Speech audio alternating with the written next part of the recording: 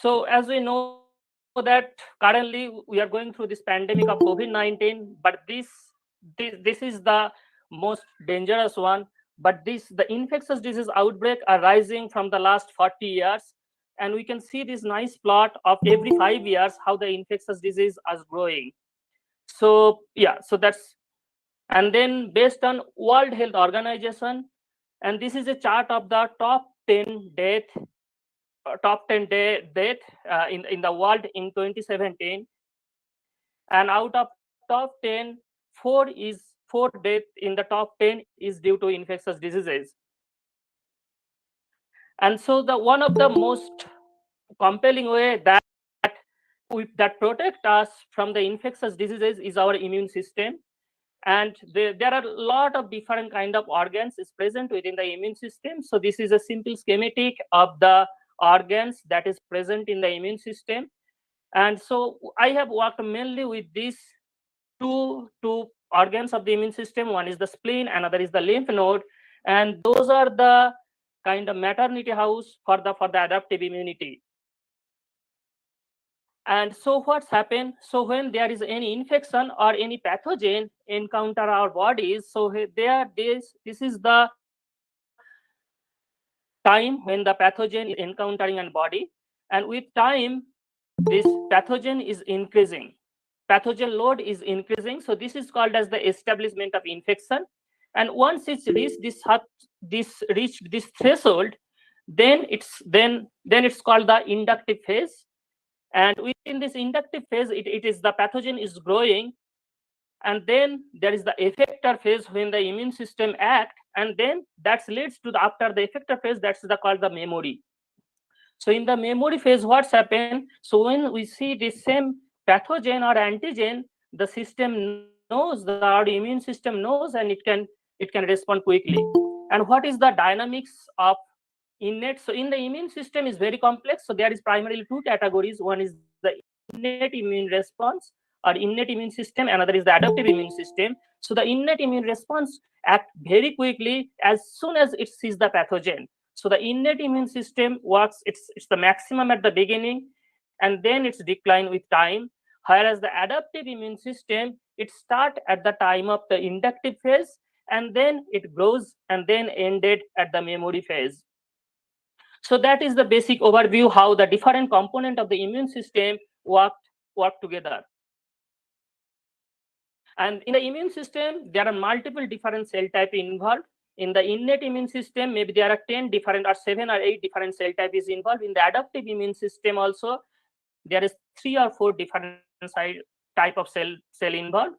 The innate immune response is really rapid, whereas the adaptive immune system immunity is response slow, as I have shown in the previous graph. So the adaptive immunity has primarily two components. One is the cellular immunity, another is the humoral immunity. And the concept of humoral immunity, which is mediated by antibody, it was proposed in 1897 by Paul Ehrlich.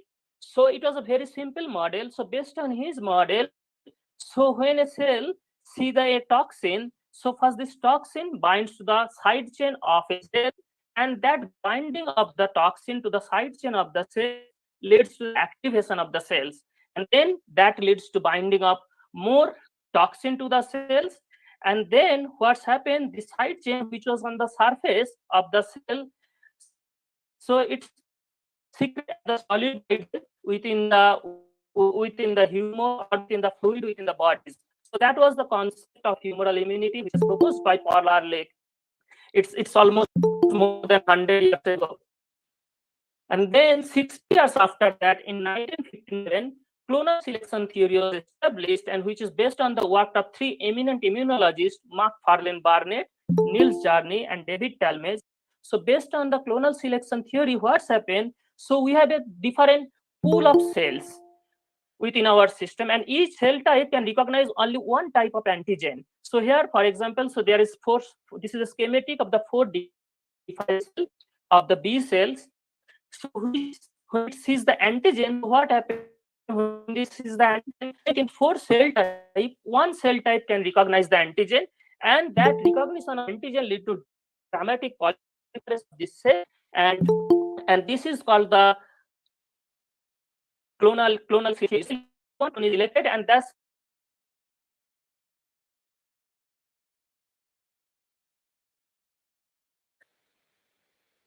and so basically in my studies, or my lab is interested, or my previous training was on the aspect of this called within this complex immune system. So this is the cell type B cells, which is primarily the responsible for the humoral immunity. So my lab studies on the role of B cells, and how B cells develop the long lived memories and plasma cells and antibody, all this aspect that we studied in the lab.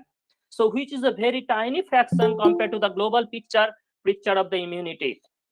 But this is a very important component, because this is a very important component of the immune system. And I'll show you one example, and which is very currently all of us really worried about the situation of the COVID-19, which is caused by the virus called coronavirus.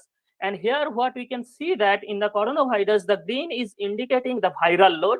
So let's say consider, so this is the day when the virus is inoculating, and with time the viral load is increasing.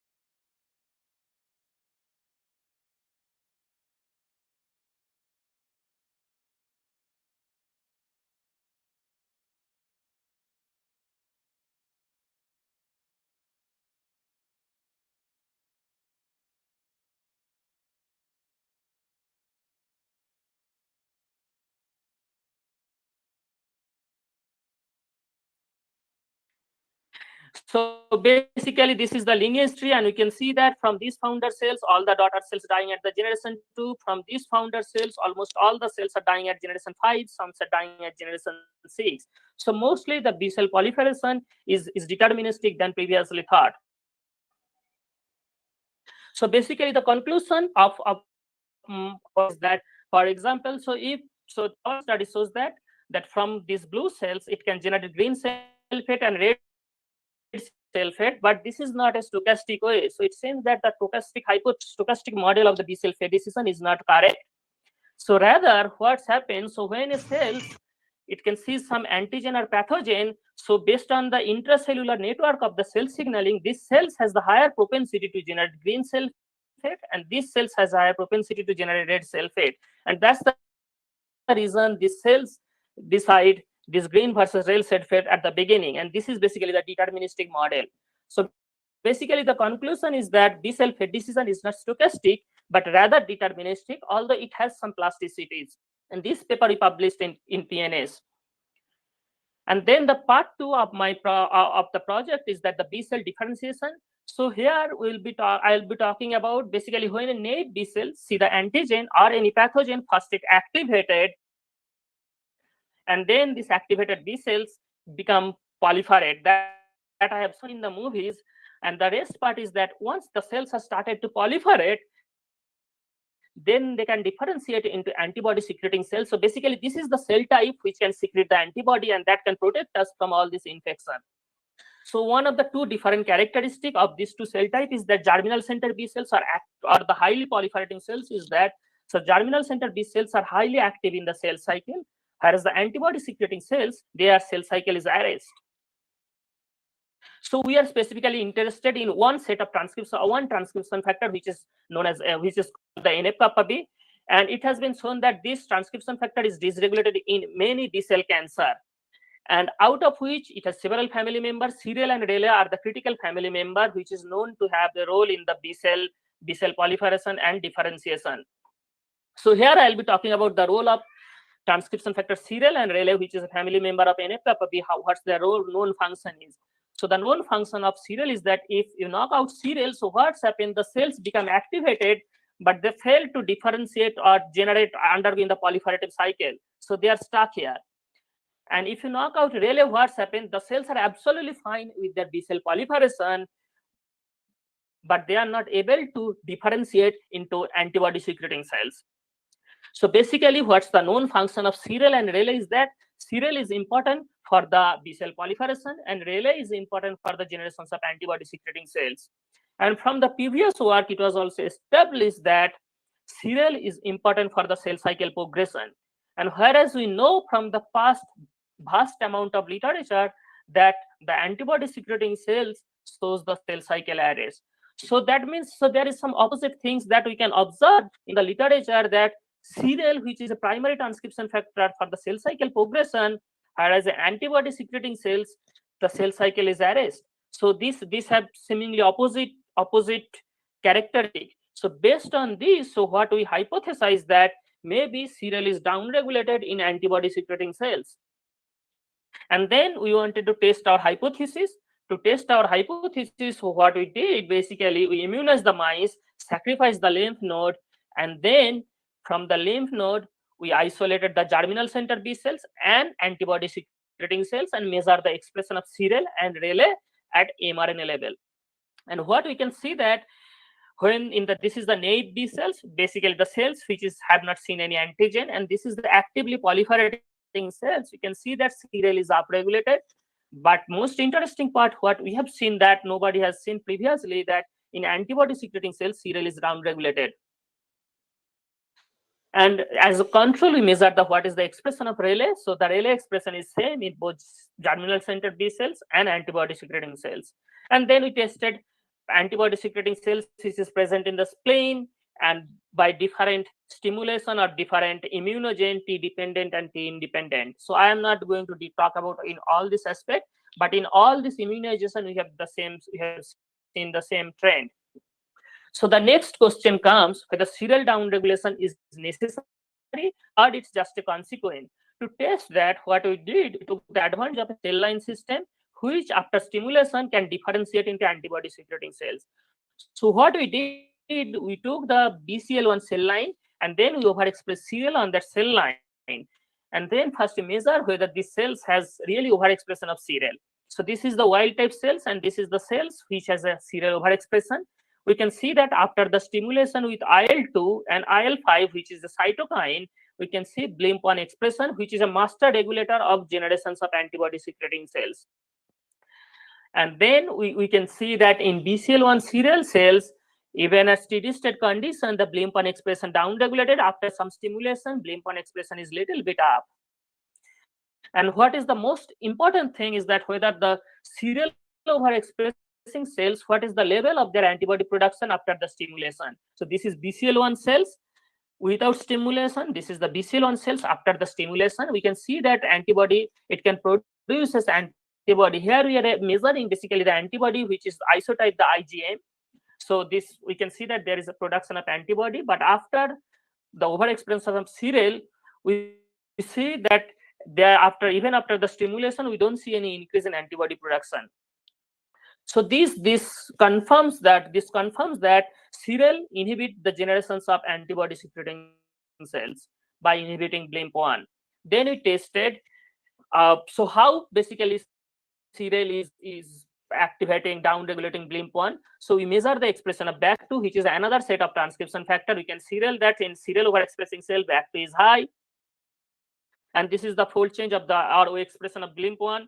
So BLIMP1, again, at the mRNA level, we can see that after the stimulation, BLIMP1 expression is high. BCL1 serial cells, BLIMP1 expression is low. But when we knock out BAC2 in the BCL1 cells, serial cells, we can downregulate BLIMP1. It's not very significant, but it's mostly significant downregulation of BLIMP1 expression. And similarly, so when we downregulate, when we knock out BAC2 in the BCL1 serial cells, then we can see that again the antibody production has increased. So basically, what is happening? So basically, we establish this regulatory network that serial is activating BAC2 and BAC2 is inhibiting BLIMP1. Then the next question comes, how serial is downregulated? So as I have shown earlier, that serial promotes cell cycle progression, and whereas in the previous literature we knew that BLIMP1 inhibits cell cycle progression. So based on this opposite function of serial and BLIMP1, we thought that maybe serial downregulation is mediated by BLIMP1. To test this, what we did, so we knock out BLIMP1 in the BCL1 cells and measure the expression of serial. So BCL1 cells after the stimulation is downregulating serial. When we knock out BLIMP1 in the BCL1 cells, once we stimulated this, then we don't see any downregulation of serial. And then we analyze the BLIMP1 chip-seq data, and we find that basically what we do here, we measure whether in the serial promoter there is any binding of BLIMP1. And we have seen that based on the chip-seq data that in the serial locus there is a BLIMP1 binding site, and this is the consensus BLIMP1 binding. Then we mutated the BLIMP1 binding site to see if the mutation of BLIMP1 binding site in serial will reduce this serial downregulation or not. And we can see that when we mutated the BLIMP1 binding site on the serial locus, then there is increase in the serial expression. So this basically suggests that the serial downregulation is mediated by direct BLIMP1 binding, and we basically establish that BLIMP1 inhibit the serial expression. So overall, from these studies, what we established that serial and BLIMP1 have antagonistic functions, so one inhibit each other. And so the conclusion of part 2 of my work is that, so when this is a cell, so within naive B cells, within the cells, serial and BLIMP1 has this inhibited function. Once it sees the stimulation, it undergoes huge proliferation and differentiated into antibody secreting cells. And here is the kinetics of serial expression, that serial expression goes up and then it goes down.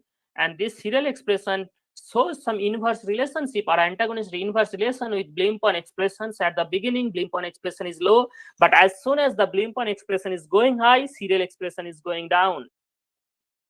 So basically serial drive B cell proliferation, but block antibody secreting cell differentiation. and then antibody secreting cells, relay, which is another transcription factor on the, and it induces BLIMP1, which inhibits CREL. And this work we published in Immunity. So basically, the take-home message from my studies is that, so when this is a cell, named B cells, when it sees some pathogens, for example, we can consider the coronavirus. So what's happened when it hits the B cell? So first, some of the B cells can upregulate CREL. So those cells which upregulate CREL, they follow this path. Those cells which cannot upregulate CREL for some reason, then they jump into this death cliff. So these cells are dying, and the cells which upregulate CREL, they are going through this path as if they are going for trekking, and at some point they meet another transcription factor called the BLIMP1. Those cells which follow the BLIMP1 signal, they again started to going down to the hill. Basically, they down-regulate CREL, and once they down-regulate CREL, they become antibody-secreting cells, which can secrete the antibodies, and it can kill the pathogen. But for some cells which do not follow the BLIMP1 signal, so what's happened? Those cells, they are doing again the tracking, or at some point they become the B cell lymphoma or the B cell cancer. So that's, yeah. And so this is basically the work that I have done in my postdoctoral training, and some of right now we are doing in our lab. So I'm thankful to my postdoc mentor, Professor Alexander Huffman. My collaborator Simon Mitchell did a lot of work in the computation here. Because of interest of time, I have not shown the data. Liu, who is very helpful, all the aspect, and Mary Oliver. And thank you all. Thank you very much, sir, for sharing your relative knowledge with us. Can I ask a question from a participant? Sure, absolutely. Yeah, sir, one of the participants asked a question that what happened in the original B cells? C rate is not down regulated there, so will there be no production of ASCs? Yes, so here it what happens. So when it is not down regulating CREL, so they are likely not any antibody secreting cells, so not any antibodies. But what's happened? These cells is generated. These cells become B cell cancer, and what there is different kind of B cell cancer. It's happened, but basically the end product is that if the cells cannot down regulate BLIMP1, so then they reach somewhere here, just in the cartoon, and then they become B cell cancer.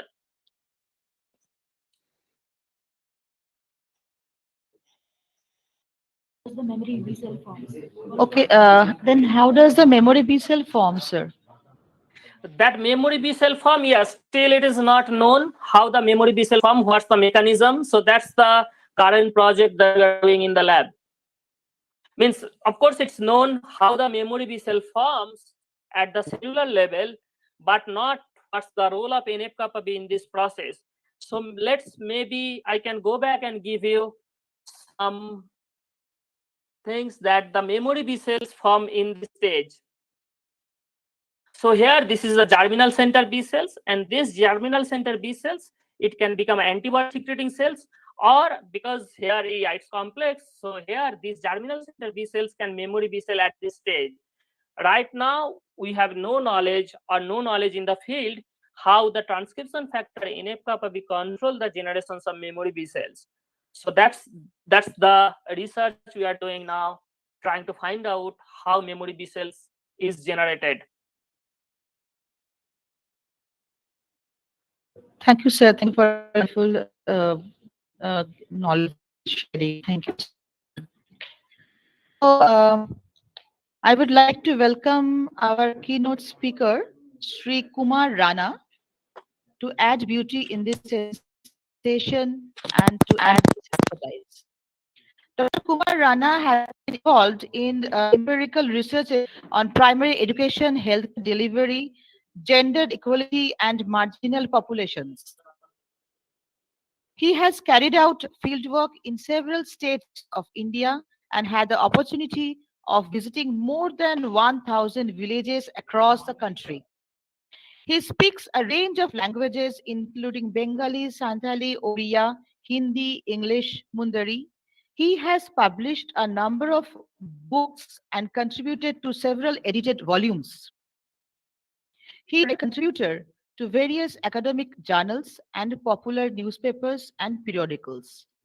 He has done his master in medical sciences in global health delivery from Harvard Medical School. He was associated for nearly 2 decades from 2001 to 2020 with the Pratiji Institute of the Pratiji India Trust as its research director. He is now chairing Shiksha Alochana, a collective of primary teachers and academics. He is a guest faculty at the Institute of Public Health Kalyani and also an honorary fellow at the Asian Development Research Institute, Patna. He will be going to deliver his valuable knowledge with us. Over to you, sir.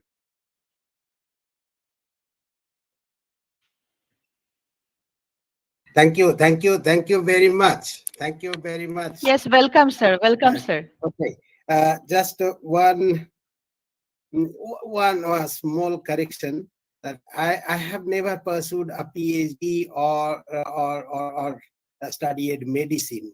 Of course, I did study health, but basically that's on global health and it related mainly to health economics and society than on medicine. So so the honorific doesn't go with me. uh, so I begin now. So since I will be reading it out, then I may not be visible, and so forgive me that my voice should be audible, but my face should not be visible here. So let me begin, and thank you very much again. So my topic is here: threats to Indian education. Many thanks for inviting me to this international conference on revisiting strategies for sustainable development. It's an honor as well as a huge cause of embarrassment for me to speak before this August gathering. At the same time, however, I found this as an opportunity to underscore one of the most important, if not the most important, problem of India's future: its developmental prospect and its democratic structure. The problem relates to our state of education, which, in my argument, is facing a huge threat in terms of equitable delivery and is threatening the country's future. The immediate problem that relates to Indian education has come from the pandemic, COVID-19. It is, however, only apparent. The problems are much deep-rooted and has been continuing for long before and after independence. Before independence, we did not have a very good education system. We did not have we could not provide opportunities to all. And the same thing, unfortunately, continued after independence. So if we look at global history, many countries after decolonization, many countries paid attention. In some countries, they paid central attention to the spread of education, but unfortunately, India did not. We will come back to that in a minute, but let us first take a quick survey of the immediate situation, that is the threat posed by COVID-19. Children across the country are facing terrible effect of school closure. As a study finds, this study was done by Azim Premji University, 92% and 82% of the children, respectively, have lost foundational abilities in language and mathematics due to COVID-19 school closures. A UNICEF report indicates that the global situation is no less worrying. However, I must add here that our situation is perhaps more worse than the global situation in general, because many of the countries have taken measures, have devised some mechanism to come to terms with the problem, but in our country, we have not. Uh, we have not deliberated on it. I mean, the school closure was a very easy way out. Let us close the schools. But what happens when the schools are closed for 2 years? The point of concern, however, is not only the gap and loss of learning. Reports from across the globe are terrifying. Despite significant socio-emotional losses of the children, less attention has been paid to this aspect in research policy and practice aimed at improving students' education and development.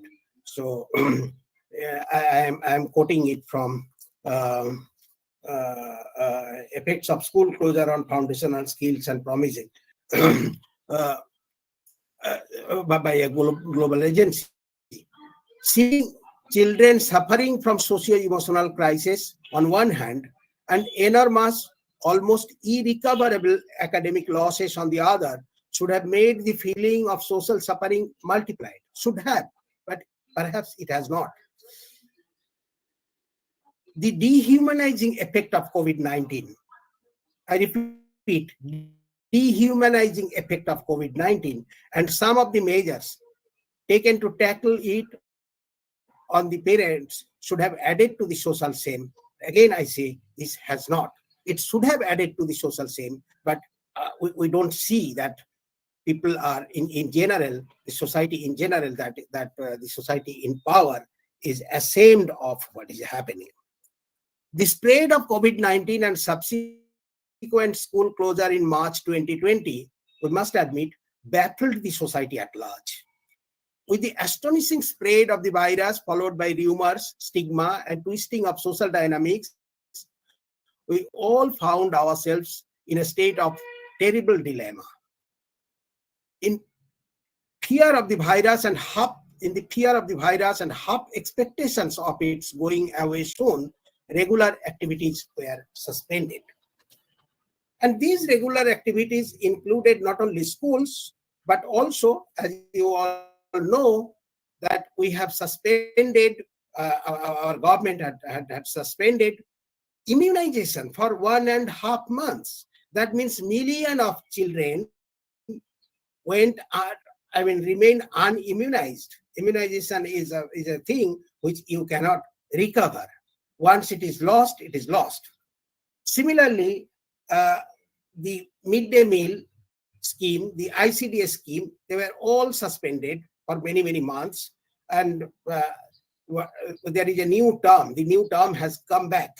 Before 2003, before the Supreme Court's order of 2001, the state government and the central government, the Supreme Court made it mandatory to serve hot cooked midday meal. Before that, the schools were distributing midday meal. Distributing midday meal means dry ration. So we have again, after 20 years, we have again come back to the same stage of distributing midday meal instead of serving hot cooked meal. The departmental initiatives of online teaching and supplying the children with worksheets through their parents during the monthly distribution of midday meal substitutes was found to be inadequate, found to be very poor. Firstly, only a tiny section of the children have access to devices for online education, not only in our respective neighborhoods, but also elsewhere. To quote a UNICEF report, the global reach of broadcast and online remote learning from over 100 countries find that at minimum, 30% of the world's children were not reached by remote learning during COVID-19 school closures due to a lack of country-level remote learning policies and or a lack of household access to technology. However, as our experiences go, in the rural hamlets and urban squatter colonies in India and in particular in West Bengal, where we are being placed, the percentage of children having access to remote learning is much shorter than that of the globally reported rate. Secondly, since for many, in fact, most of the children enrolled in public system, the school is the only place for exercising their lessons, providing worksheets to be completed at home doesn't offer a substantial alternative for educational continuation. Two major findings of a UNICEF study are that A, children who are recently out of school perform far behind children who continue to attend school, and B, the foundational reading skills gap between these two groups widens with age. So effectively, what is happening is that millions of children are virtually out of school system and virtually excluded from educational achievements. So as I said before, this is apparent, this is an immediate issue, and it laid bare the actually it is not caused by COVID. COVID basically laid bare the fault lines in our educational system. It has been continuing. The problem that has found its root in class division and has caused to widen the same class division. After 7 decades of independence, 1/4 of Indian population is deprived of literacy. Among the women, it is even higher. Aside from the gender division in literacy, we have a gap of 16% point between men and women. We have a huge gap between different social and economic communities. One example, the average literacy rate of India is 74%. The corresponding figures for the scheduled castes and the scheduled tribes are 66% and 59% respectively. That means if you deduct the scheduled castes and scheduled tribes from the total population, then the actual gap between scheduled caste, scheduled tribe, and other becomes much higher. We are given to accept that more than half of the Adivasi women are illiterate, 51%. On the other hand, the illiterate population forms almost the entire manual labor force. For example, if we look at the Adivasi women of West Bengal, they form only 3% of the total population, but they form more than 10% of the total agricultural workforce. Did India attach moral importance to this basic division, which enhances and deepens class division and make the citizens subjugated to their co-citizens? We have not. We have left the educational prospect of the individual on the respective individual. Let us take the case of Right to Education Act. It took 100 years after it was first raised to enact the right to education. Against this act, this act is a bit ironical in the sense that the largest democracy in the world required a coercive law for guaranteeing her children of 6 to 14 years age free and compulsory education, a right that should have been guaranteed through moral bindings. So, in a way, we are trying to achieve freedom by a mean which is basically the way in a way which is basically a way of unfreedom. Any coercive law, when you make a coercion, it adds to your unfreedom. Nevertheless, we did not find any other better way, and we have enacted the right to education, and it too had to come through a series of movements by many different quarters of society. Given the centrality of universal education and a tremendous demand for the same among all sections of the Indian people on one hand, and the failure of the state and society to make sufficient, let alone equitable, room for all children on the other, the enactment of the law can be seen as a means a much required public intervention. At the same time, given the tentative record of our respecting legal commitments, it is difficult to imagine the RTE Act to take an automatically active form. And it has not. As you all know, even after the enactment of the RTE in the parliament, the implementation of the RTE was poor and it was very skewed. The implementation was skewed from state to state. The very lack of moral commitment that has kept our children deprived of this moral right has already shown some of its ugliness in various forms, including governmental and societal reluctance towards the implementation of the Act.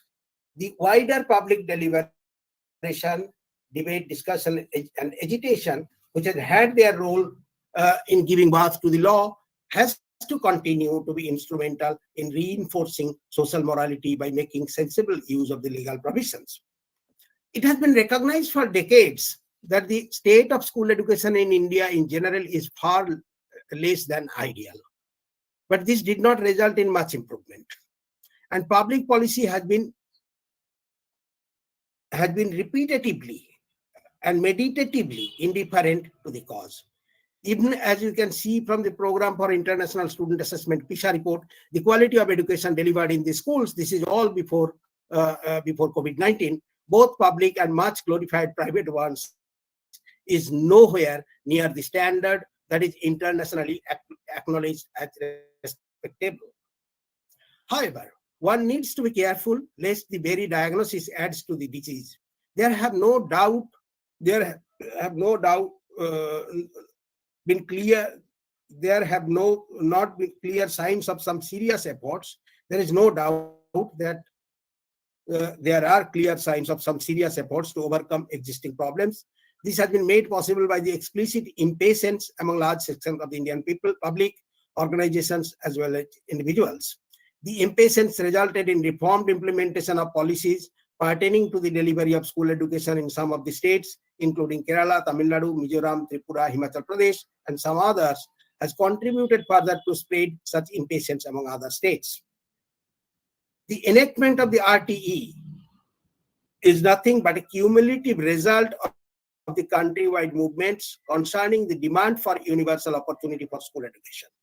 It is true that the educational guarantee provided through the RTE is confined to elementary level, but there are optimistic signals, including the constitution of the Rashtriya Madhyamik Shiksha Abhiyan, that secondary school education would also be brought under the purview of the universalization. At least there was expectation, there were signals that this would be done, but unfortunately this has not been done.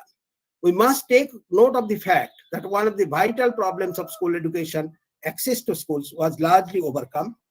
The pandemic or the use of pandemic by the authority has brought the problem of access back. As we have mentioned, millions of children are now excluded from the arena of school. While expansion of school system made the access easy, the core concern of quality of education remained. Universal access in itself is not the guarantee of equal opportunity of learning for all.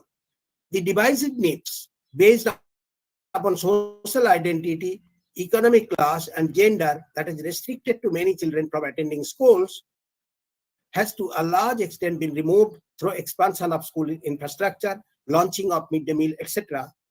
All these were certainly achievements, but as we know, these have effectively been made ineffective by using COVID-19, using the pandemic, because all these programs have been stopped. While these achievements gave some solace, they add substantially to many challenges that lied ahead. The principal challenge was the universalization of learning achievement in order to eliminate exclusion of many children owing to their historically constructed disadvantaged background, being poor and low caste, belonging to minority religious, linguistic, and cultural groups, and being girls.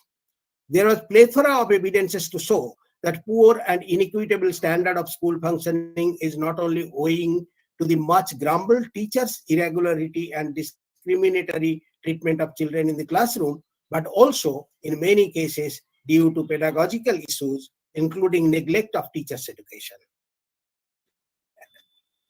As Krishna Kumar has repeatedly said, that teachers' education in India is a severely neglected issue, and very little attention has been paid to that. These led to children helplessly quitting their studies midway. As the Bengali sometimes they feel proud that women or girls are attending school in more numbers than boys. It is true. The ratio is now 1:1.25. So for every boy, 1.25 girls are attending schools. But on the other hand, if you make it upside down, need not we ask the question why boys are not coming to school, why they are leaving the school halfway? So there are many questions. I mean, these questions. I am from West Bengal, that's why I am giving the West Bengal example. But there are examples from every other state, particularly in the central India and and Western India. Capability deprivations resulting from the exclusion of large section of children from school education results in greater power inequality. In Amartya Sen's words, power inequalities can work in many distinct ways. The asymmetry of power can indeed generate a kind of quite brutality. Inequalities of power in general prevent the sharing of different opportunities. They can devastate the lives of those who are far removed from the levers of control. Even their own lives are dominated by decisions taken by others. This is happening in our country. Our lives, the decision on our lives are being taken by those who are in power. But the powerlessness thrust upon the multitude doesn't only affect the masses, but also affect the entire nation. The egoistic arrangements of our education system, allowing certain section to acquire quote-unquote world-class education while leaving millions of co-citizens in the darkness of illiteracy, may help a handful of the citizens, but ultimately it turns out to be most damaging for the country's interest. No nation has ever made any progress without expanding opportunities of education for the masses. I want to make a distinction here between educating and creating opportunities. Many people, even Ambedkar slogan was, I very much admire Ambedkar, and I have used the slogan elsewhere, that educate, educate, organize. But educate, there is a problem in the term educate. I want to make a distinction between educating and creating opportunities for education. Educating means here, as Karl Marx said in his substantial last work of 1875, Critique of Gotha Program, elementary education by the state is altogether objectionable. Defining by a general law the expenditures of the elementary schools, the qualifications of the teaching staff, the branches of instruction, etc., and as is done in the United States, supervising the fulfillment of these legal specifications by state inspector is a very different thing from appointing the state as the educator of the people. State cannot be the educator of the people. Government and church should rather be equally excluded from any influence on the school.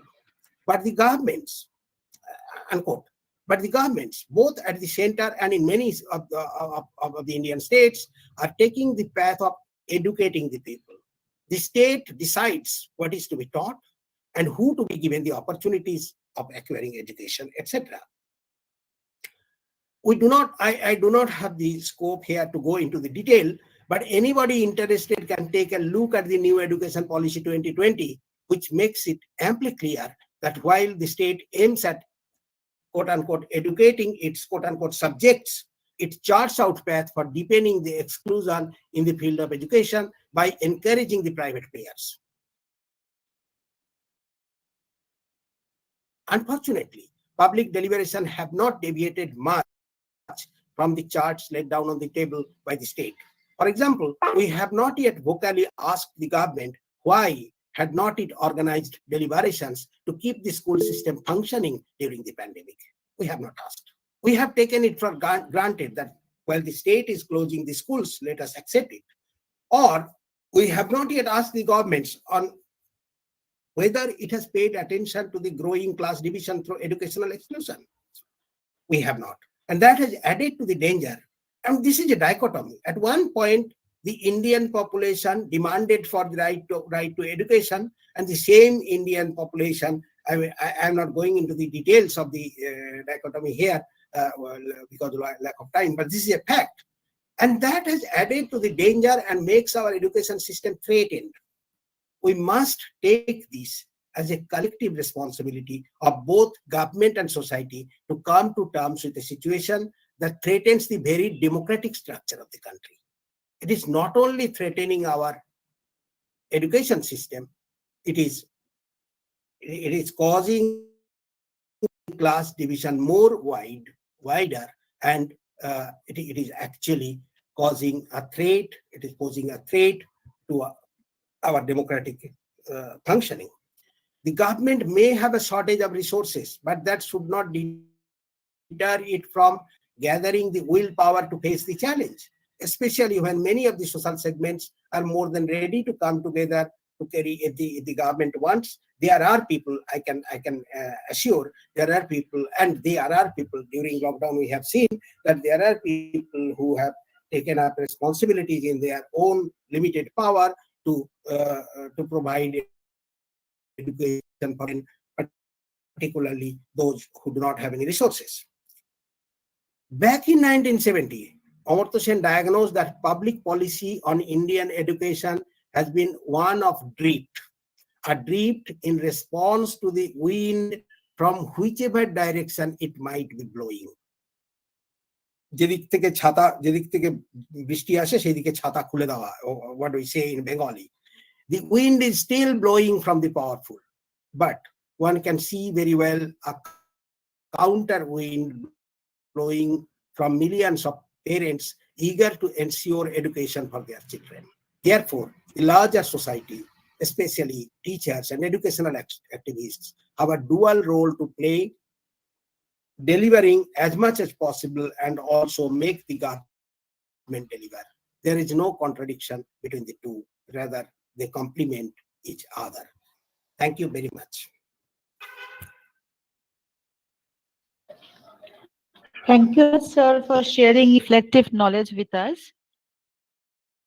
Can I take questions from audience, sir? Of course you can. Yes. Sir, one of the audience named Debashish Mondal asked that, sir, in what way mid-day meal scheme helped to improve the enrollment in school education? Does it not affected the regular routine or activities of the school? Because maximum school does not have the proper infrastructure to run the scheme.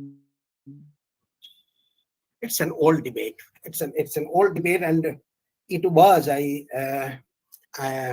from my experience, as my experience goes, the later problems that he is asking two questions. One is how has it improved the enrollment, and second is how did it affect the quality of schooling? Of course, at the beginning, when the midday meal program was launched in our state, it was launched in 2003 in 300 schools, and then by 2005 it was almost 80% of the schools were covered. As more numbers of schools were included under the scheme, the problems of functioning of the midday meal scheme started to be normalized. So, and in many localities, I have written on these issues extensively. In many localities, people have made arrangement, teachers made arrangement, and I can tell you, I have seen schools which has 400 students, and the entire midday meal serving, the midday meal, actual eating the lunch, was completed in 45 minutes. So it was possible. That was not a major problem. Major problem came from other side, funding. Still, we have very little funding on that. As regards enrollment, of course, it has helped. Increasing the enrollment, but midday meal was not the only element to enhance enrollment. The major element behind this was parental aspiration. Each and every parents, we have asked thousands of parents during our surveys, and everybody wanted their children to acquire at least primary education, at least. So, but the midday meal, I put here another. The logic behind midday meal was not simply that there are children who are hungry and they should be provided with midday meal. No, this is not. Of course, hunger is a. I was hearing in the beginning about hunger. Hunger is a huge issue, and in today's India, many of the people are going to sleep hungry, empty stomach. That is an issue, and it must be sorted out. But midday meal is something which is integrated to schooling. When midday meal was launched in France in the 19th century, how did it happen? It happened because the logic was that the school is home for the children for certain time. Children will attend the school, and during lunchtime, if they were at home, they would have eaten at home. So school is their home for 6 hours. So during lunchtime, they will be eating at their home, namely the schools. So this is this logic basically is it goes very much with the core idea of schooling. So midday meal is part of the in all the societies, be it England or France or Soviet Union. This is the logic that children should eat their meals in the school, and there should not be any class division between them. Everybody should be given the same kind of meals, and they will be eating together. Sir, another participant asked a question. According to you, sir, what could be the response of sensitized citizens in the face of dehumanized pandemic? What do you think the role that NGOs can play in this scenario of vast dropouts? NGOs cannot do much. I'm sorry to say. They have their roles to play. I am also belonging to an NGO, but our roles are limited. Very important, I must say. But the the role has to be played by the government. That why children do not attend school, why dropout is happening. You have to find out the causes. The causes are not often we relate them with poverty. This is not true. Ask all the students, those who are not attending school nowadays after the opening of schools at the secondary level. They are not coming school not because everybody has fled to Kerala or Tamil Nadu or Gujarat. Many of the students, they simply do not like the lessons given at the school. They simply do not like. And as all of us must agree that many of the things that we are taught in the school, we have every reason for not liking them. So there are certain radical changes that are needed. We have to listen to Krishna Kumar. We have to listen to the educationists of the global educationists, and we have to change things accordingly. So that's a major thing. And second, as public, we must ask the government, why are you saying this? Why have you done this? You cannot. So this is thing, and this is education. Education teaches us to ask questions. Education doesn't teach us uh, to to to follow the rules. I think someone is saying that we cannot take more questions from this.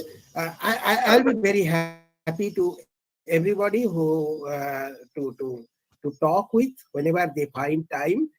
My email address is here, and you can happily and freely share my email address or phone number. I'll be very happy to talk with everyone. And also, I wanted to know more from the students. Okay, thank you, sir. Thank you, sir. Actually, we are unable to take any further questions from this session.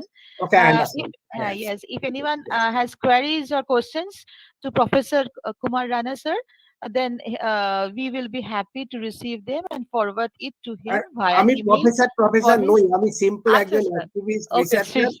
okay, sir. কিন্তু Okay, sir. অবশ্য যখন ইচ্ছে কথা বলতে পারেন। আমি আমি খুব কথা বলতে ভালোবাসি এবং লোকের কথা শুনতেও খুব ঠিক ভালো। আছে স্যার, ঠিক আছে। তাই যদি মানে ফার্দার কেউ স্যারকে কোনো কোশ্চেন আস্ক করতে চাই, জাস্ট নিশ্চয়ই, কাইন্ডলি আমাদেরকে ফরওয়ার্ড করবে, আমরা স্যারকে মেইল করে দেবো। Okay, thank okay. You sir, And thank you, thank also you. you can give my phone number. Okay. Okay, okay sir, okay sir. Thank you sir, thank you for Okay. The lovely, Bye. Thank you. Bye. Bye. Bye. Okay. Now this is a time to cheer the strength of the next speaker. For that, I would like to invite next keynote speaker, Dr. Apurva Ratan Ghosh. Dr. Apurva Ratan Ghosh is now the professor of environmental science, the University of Bardhaman, West Bengal. He was the joint director of Internal Quality Assurance Cell IQSC and director of UGC Academic Staff College, presently Human Resource Development Center of the university. Dr. Ghosh has received the Indian Science Academy Visiting Fellowship and Fellowship from Tata Institute of Fundamental Research, Mumbai. He has received Best Presenter Award from IUEAS Austin, USA, and acted as invited speaker and panel expert in the University of Manchester, Texas, UK, and BITS in China, University of South Korea. He has got authorship of 8 books, 8 chapters in edited volumes, and 128 research papers published in referred national and international journals. Professor Ghosh has already backed 19 research projects and schemes sponsored by different Indian agencies. Professor Ghosh is actively engaged as member coordinator with peer team of National Assessment and Accreditation Council, that is NAC. He has worked as expert member of University Grants Commission, NUPA, as well as expert members of different universities. He has got experience to work as an expert member in academic audit committee in Northeastern University and other universities. He is also nominated as expert member of NE and Assam Public Service Commission, Jharkhand Public Service Commission, etc. He has been assigned as resource person to deliver lectures on academic audit and environmental or green audit in different academic institutions. Today, his topic is environmental sustainability and future of Mother Earth. Over to you, sir. Welcome, sir. Okay, thank you, everybody. Thank you, sir. Welcome. Thank you, madam, for your nice introductory sir. words. I don't think that I deserve of it. Anyway, madam, can you, what is my time limit? So I have to finish without disturbing your next Sir, successive you have programs. 30 minutes. 30 No minutes. problem. Okay, Yes, thank sir. you. I must congratulate the organizer as well as appreciate their gesture for inviting me in this international conference, so where they have really a meaningful topic, that is revisiting strategies for sustainable development.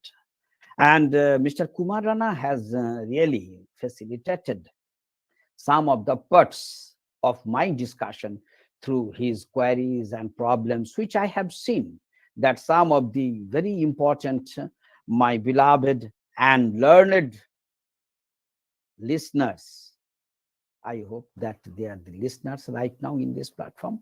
And these listeners have raised very pertinent questions. And this can be taken into account when we are talking about Earthrise. My friends, if I give me the chance, I want to share my slides. Just a minute. Okay. Okay. Okay. This one.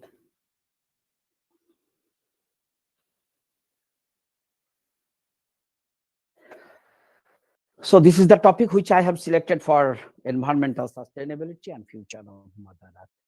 If you see that our Prime Minister inaugurated a flagship program, which was organized by TERI, that means Tata Energy Research Institute, on February 10th to 12 in 2020, where he emphasized health of our planet, where he has reflected, which has already been reflected in the Sustainable Development Goals.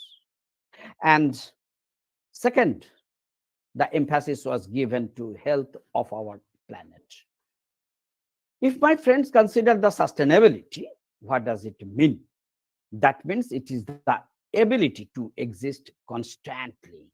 Whatever the achievement, whatever the performance, whatever the education we are giving to our children, we are making our society, we are failing the community. That is means existing constantly.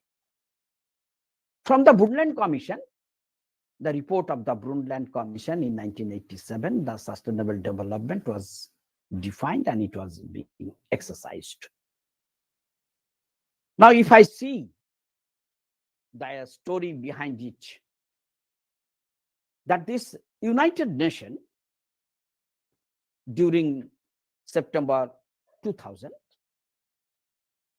in an international development summit, that means which was known as United Nations Millennium Declaration, that was signed in this year, and where they have raised some goals. A few minutes back, when my beloved learned fellows have asked the questions, they will get some answer from it.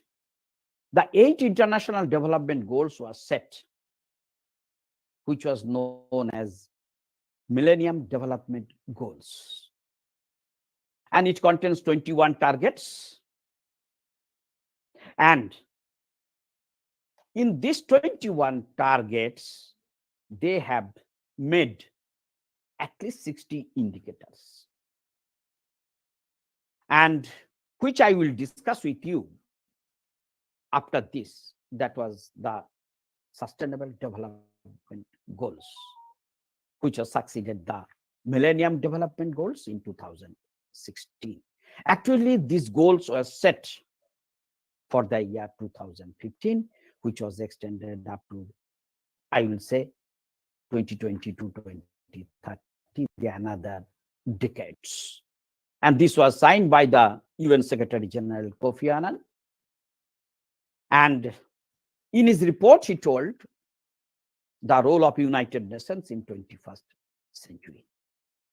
So these are the different 8 goals, which is known as Millennium Development Goals. If I go back, in the year 2005, World Summit on Sustainable Goal, they have prepared 3 goals. First one was economic development. Second one was social development. And third one was environmental development. And presently, we have also considered the 3 pillars of sustainability. 3 pillars of sustainability. One is economic viability. Second one is environmental protection. And finally, social equity. If I discuss about the different areas of Millennium Development Goal, then we will see it embraces three areas, that is human capital, infrastructure, human rights, and these three, if I consider, will give birth to the goals of the Millennium Development. Due to time constraint, we will not be able to discuss all of these goals. But the question which was raised by my learner fellows, the first thing which was taken into account, that means poverty and hunger. All you know, in the first United Nations Conference for Environment and Development, which was participated by the then Prime Minister Indira Gandhi, she raised the question of poverty. After this long back of 92, in the year 2000, in the Millennium Summit, we have also taken once again, no, the chemical hazards, the pollutions, and the important part of it, the main clue is poverty. So we have to eradicate the extreme poverty and hunger.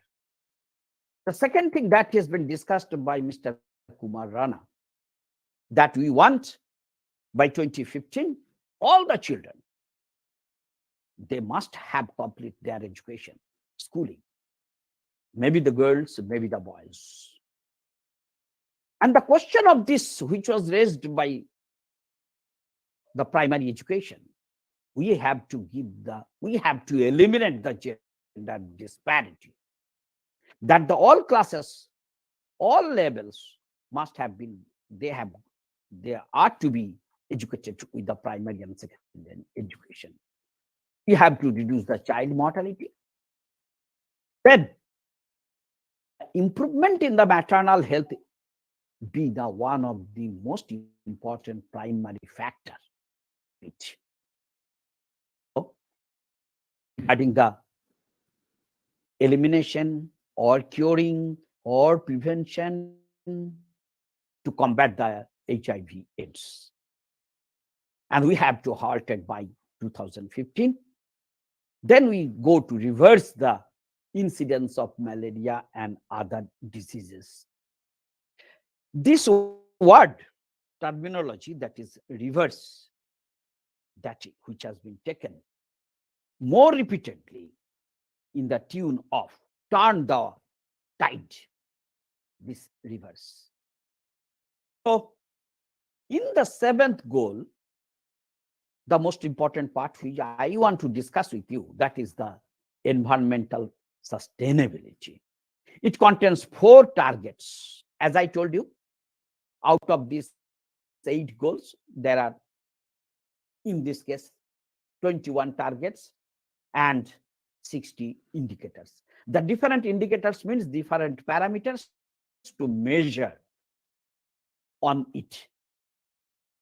This goal, ensure environmental sustainability, it emphasizes mainly the reverse loss of environmental resources. You see, the most important part of its reverse loss of environmental, then the significant reduction in rate of loss. Then, without sustainable access, we have to go for safe drinking water and basic sanitation.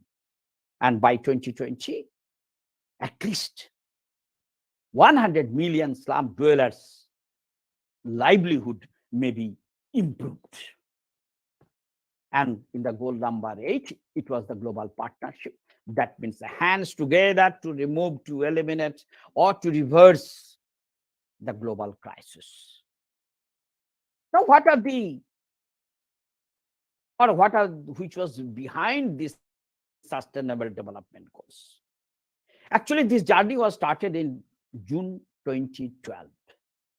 That means in Rio de Janeiro, in Brazil, from 20 to 22nd June in 2012. But I want to say that this was started in Rio 10 which was held in South Africa in Johannesburg, the World Summit on Sustainable Development. And this sustainable development, which is known as also the global goals, it contains 17 sustainable goals. In millennium, it was 8. In millennium, it was 21 targets. Here it is 169 targets. And if you consider 60 indicators in millennium development goals, here it is 232 indicators. And the few countries they have participated in Millennium Development Goal, here in the Sustainable Development Goal Summit, at least 193 countries participated. So how much important it is, you can imagine. If I consider all the goals, starting from the goal number 1, no poverty, then zero hunger, then good health and well-being, then quality education, then gender equality, and the goals relating to environment, that is goal number 6, clean water and sanitation. Please ensure the availability of the sustainable management of water and sanitation for all. All you know, the crisis of this clean water, the condition which can be emphasized as the water stress condition, that I will discuss once again. Then sustainable development goal number 7, which is also relating to environment, that is affordable and clean energy. We have to ensure the affordable, reliable, and sustainable modern energy for all. Now come to the goal number 13, which is directly related with the climate change. And I'm sure about it that you may think about the Glasgow COP26 conference, which was held a few days before. That means starting from 31st October to 13th November, where our Prime Minister also participated in this conference along with the other 192 countries. And you have seen that how much important of this climate change was, where it is talked about the reduction of coal. Next, come to the sustainable goal number 14, that is the life below earth. That means in the ocean. As you know, ocean is giving up 60% of the food providing for these terrestrial organisms. So ocean must not be think as a dustbin, but it is a bin for food sacrifice. It is half of the oxygen is coming from this ocean. Now come to the sustainable goal number 15. That means life on this land. It has to be protected, it has to restore, and it has to promote the sustainable for this terrestrial ecosystem. Now I'm sure about it that once upon a time, if you think about the ecosystem, you are talking about the relationship or interaction between the living and non-living. But to me, ecosystem is not simply just like this, the interaction between the living and non-living, but it is the natural environment, it is the domesticated ecosystem, it is the fabricated system. So sustainability does not only consider this terrestrial ecosystem that we know the interaction between the living and non-living. Now these are the different reasons that are causing this environmental degradation, starting from this population growth. What a huge number of this population growth you have seen, from 1.10 billion in 18, then 2.5 in 1950.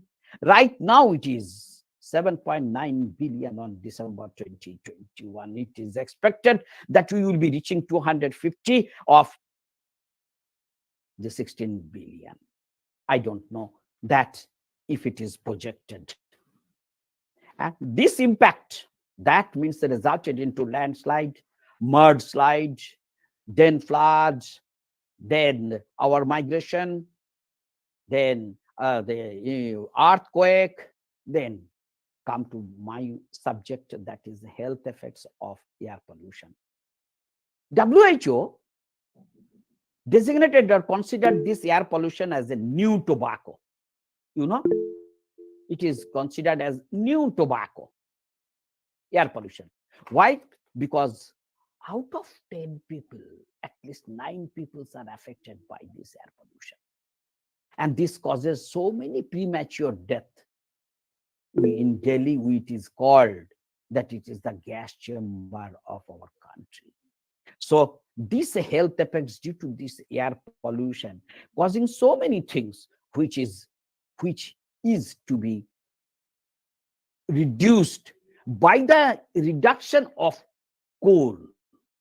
Can you imagine this thing?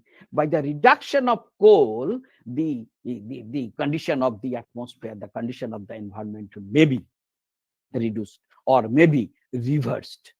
So let us think about this one. In China, it is 6 lakh people are dying with this premature death we have seen. In worldwide, it is 2 billion. And when we are thinking about our country, the 60% of the energy, the 60% of the power sector is coming from coal. So how do you think that how the India will be able to minimize the production of this coal? Or they cannot be able to explore the new coal mines? As you know, the Deutsche Pachami, which is in Birbhum, may be the largest coal mining sector or coal mining in operation in our country. And if you consider the different toxins or pesticides, we have seen 6 trillion tons of 85,000 chemicals produced annually. And this more than 90% have never been screened for toxicity. So worldwide, the use of these pesticides, it has not been measured in our country. It has been measured in UP by EPA in US, that the US farmers, they are suffering from this pesticide-related acute illness and injuries. You can remember the Rachel Carson Silent Spring book. You can remember the DDT which gave the Nobel to Sir James Muller. But this DDT was banned by America in 1960. And right now, India is the highest producer of DDT. So health effects of this due to these pesticides is continuing in our country with the different diseases like autism, Parkinson, Alzheimer's, diabetes, cardiovascular disease, obesity, depression, attention deficit hyperactivity disorder, and the most important right now, it is endocrine and reproductive effects. The number of sperms with this reproductive ability, this number become lessen and lessen. So when this was happened, this some of the instances I can give you, that is Minamata in Japan. I will show you this figure. You can see this is the photograph from Minamata. So what are the global crises? If I want to make it in a brief, that I will say that globally 3 million people are at risk. And it has been caused by this water pollution. And 1/5 of the river basin are experiencing this dramatic fluctuations of water availability. That is why I have told you that the 2.3 billion people are living in the countries categorized as water stressed. And that includes the 271 million in areas where the water sanitation is critical. Right now, for this climate change, our planet is facing 3 crises.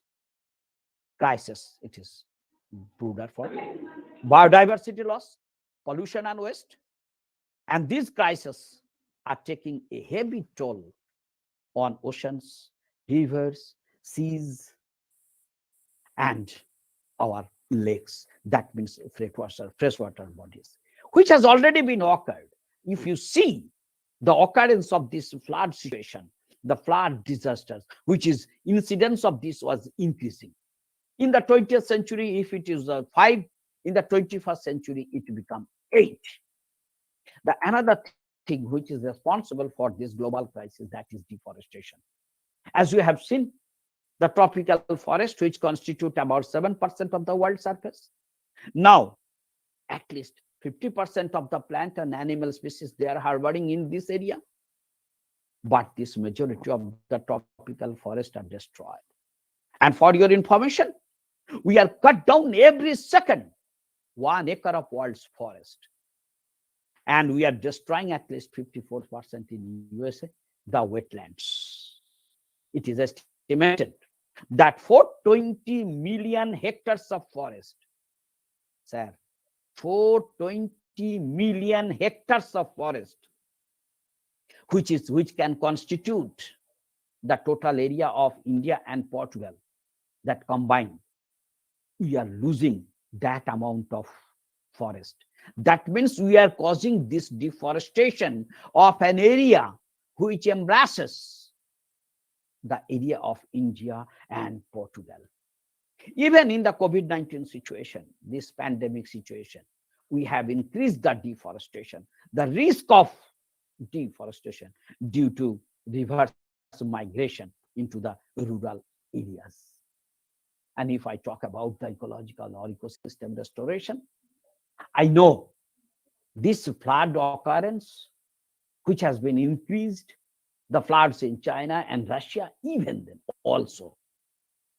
So this restoration is required from forests and farmlands to freshwater, oceans, coasts, and the vitality of this diversity of the Earth's ecosystem are the basis of human prosperity and well-being.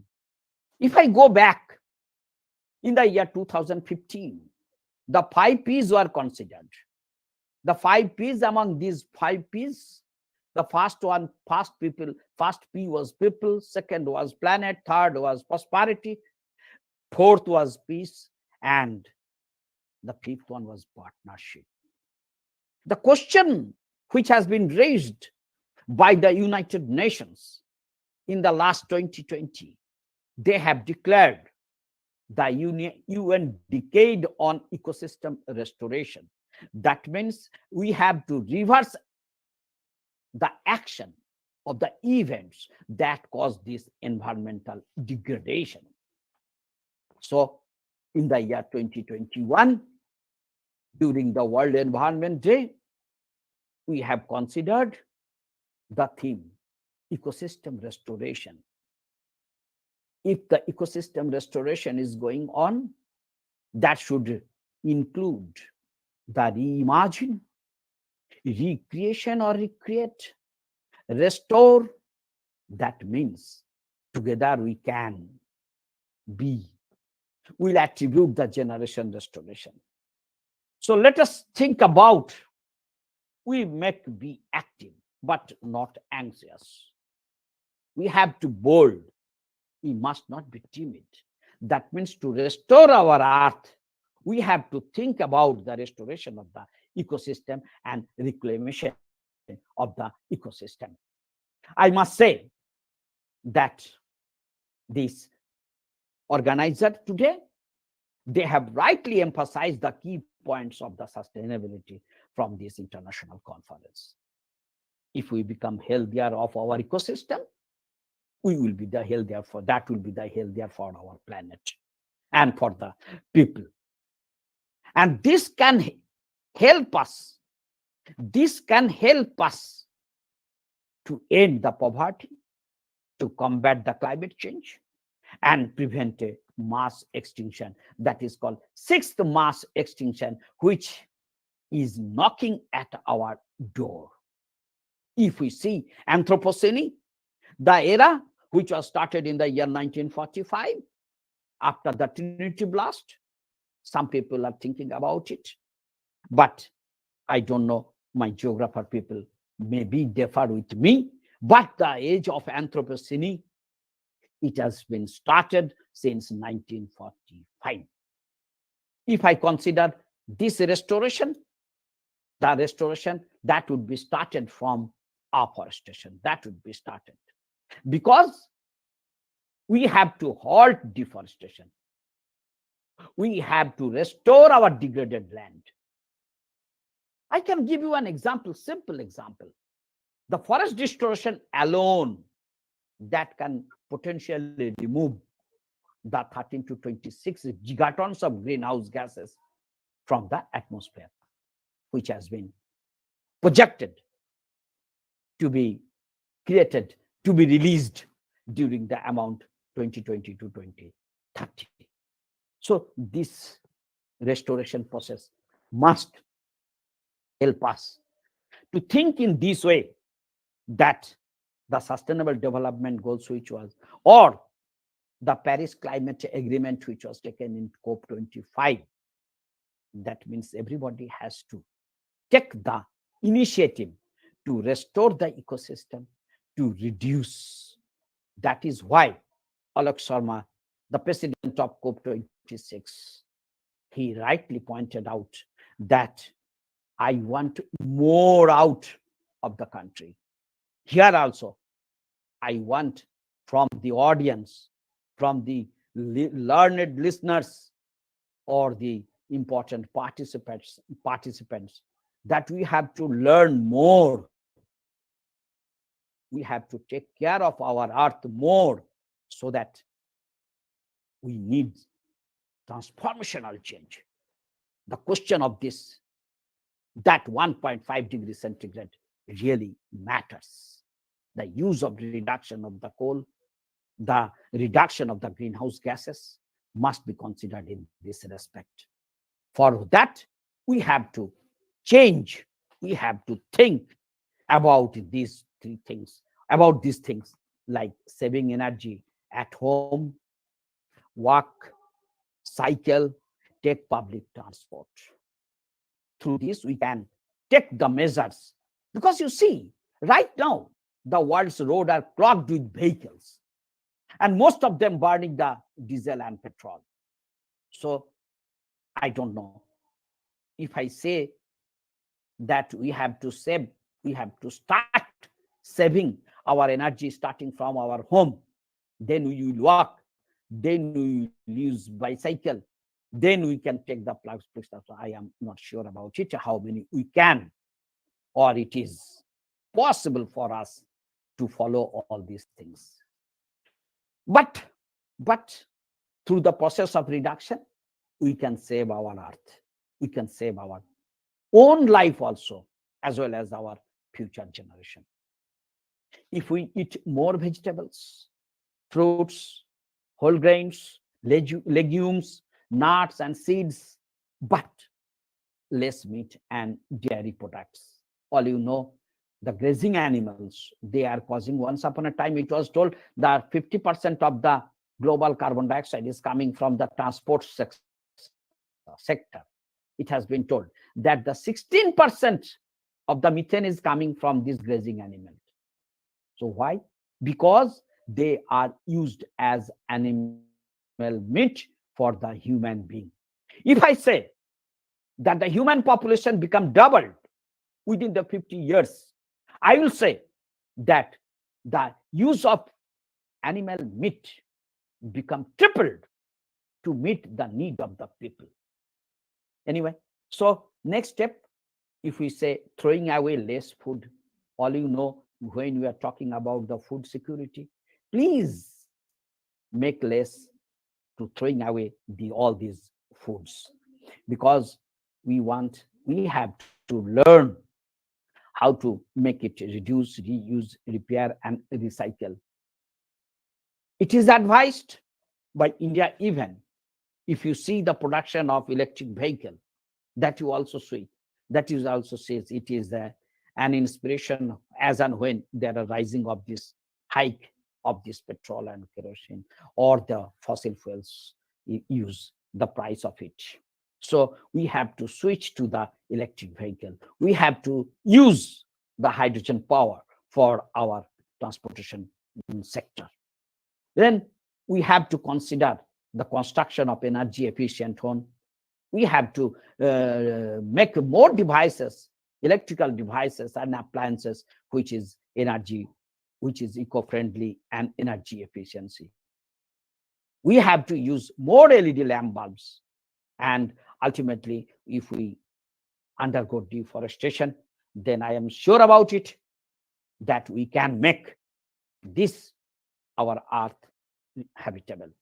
So my friends, my conclusion of this, that the remedy for pollution is not brooding over pollution, but thinking of solution.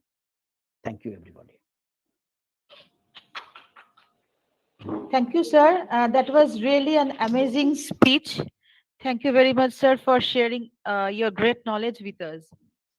So, one of the participants asked a question that how the pandemic situation has affected the journey towards achieving the MDGs, especially in relation to poverty and hunger. You see, during the pandemic situation, as you have seen, that I have mentioned that the Millennium Development Goal was set sometimes in 2000, which will be continued up to 2015, and our pandemic situation, which was appeared in the year 2019. Here you see that that is told that the undefined workers, those who are mostly sufferer of it, and our these people, they have been affected only due to the reason that the rate of production was less. So as and when the goal was set, like the no poverty or zero poverty, giving the food security, if we started this process, I hope we would be rather able to combat any situation, even if it is the COVID-19. Madam, you are mute. Yeah. Sir, another question from Pavan Gurum. Sir, how can we restore a better ecosystem for the coming generations because much of the international conventions have failed to sustain the environmental degradation and also apathy from the policymakers, Yes, plus yes, a yes, yes. failure from the civil society has led sustainable society nowhere. Has it only become an ethical concept? You see, if you consider the opinion or statement of Margaret Thatcher, the then of UK, when she was talking about the climate change, all the scientists are talking about the global warming. She told that the global warming is not the main factor because the temperature of the globe is not rising everywhere in the same direction. So you please better think about the climate change. So at that time, after that, climate change was taken into account. Until and unless these politicians will give the space to the scientists and they will listen the scientists' word, this whatever the exercise in starting from COP25, 26, or the Earth Summit, it is of no use, I will tell you. In the Agenda 21, within these 300 pages, so many clues are written, so many claims are written, but it was not followed. Even then, that is why, once upon a time, it was also told, it was the scientists, even the engineers advised the Markin president, sir, if you think about to reduction of the carbon dioxide due to industrial emission, like the industry which is giving out the coal thermal power and it is using the coal, there should be a loss of $2 million per year. Should you go for it? If I consider the Indian context, even then, which was discussed in the COP26, the reduction, they are talking about the reduction of coal. Do you think they have talked about finally one word, that the reduction, not reduction, we have to stop the use of coal. And India and China chased for it. They finally give the strategy, no, not stop, but we will go for reduction. Sir, I will request everybody, yes, there are rules, there are orders, there are conventions, Still then, this is not the task of the government. This is not the task of the NGO. This is not the task of a teacher or scientist or engineer or doctor. But it is the task of the every people to think about it. Why we are going with a plastic bag instead of not removing the single-use plastic? Why we are taking the tobacco? Can you tell me? Is it only that the duty is over? So the small things we have to take in our account, as we are the most dignified people in the society. If we call, we are the learned fellows. So what we are doing for our society, what lesson we will give to our next generation? Please think yourself first. Then you talked about what is not happened in the COP25 or COP26. But think about what you are doing. Are you not using the single-use plastic of the 1 liter bottle? Do you not know these 5 bottles will produce 1 kg of carbon dioxide? Do not think that until and unless you are using the public transport, if you are using your own car, 1 liter of petrol will produce 3 kg of carbon dioxide. Why we should not use the carpooler? Why we should not use the cycle? Oh, sir, it is very distant place. Please use the train. Please use the train. Okay. This COVID-19 give us the lesson that how we can use the best use of it. Because if I want to go to your place in Asansol, then I have to hire the car, walking at least 200 kilometer and 200 kilometer back, resulting into at least 10 to 15 liter of petrol. With this letter, you think about it, into 3 kg of carbon dioxide. But with this online exercise, at least we can reduce the use of carbon dioxide. My request to everybody, please, sir, do first of all think yourself. Then, please, you think about yes, obviously there must some compulsion from the government. But you give the lesson to your future generation. What is the lessons you are give to your future generation? Sir, another question from Zaka Jamal, that the mass extinction which we are facing at present is the greatest offer of the earlier ones. Yes, the rate yes. of the extinction per hour is 50. Sure. Can you comment on this? Is there any Yes. means to reduce this rate? Yes. Actually, you see, the 6th mass extinction, which has already been started. This has not like that. We are waiting for it. After 5th mass extinction, the 6th mass extinction has already been started. All you know that every year we are losing at least 10 lakh of animals. The consequences of the zoonotic diseases are coming only due to we are making not them inhabitable. That means we are making the corridor or we are making the railways. So the total habitable area for the animals, it is loosened. As a result of that, the cohesion within the ecosystem, starting from the producer to the consumers, anyway, it was disrupted. That a result of that, the loss of diversity, loss within the animal biodiversity is we have seen. So both way, as and when we are, some of my friends asked me once upon a time, sir, whether the animal loss this time is more or the animal loss or the diversity loss sometimes in when the people was like the in the food gathering and eating animals. No, sir.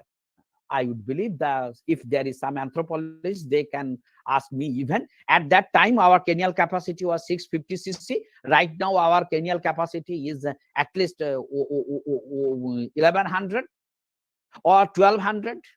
So we are more wiser than this.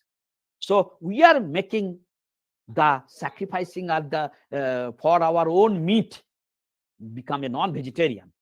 So, so these are the reasons that we can make it.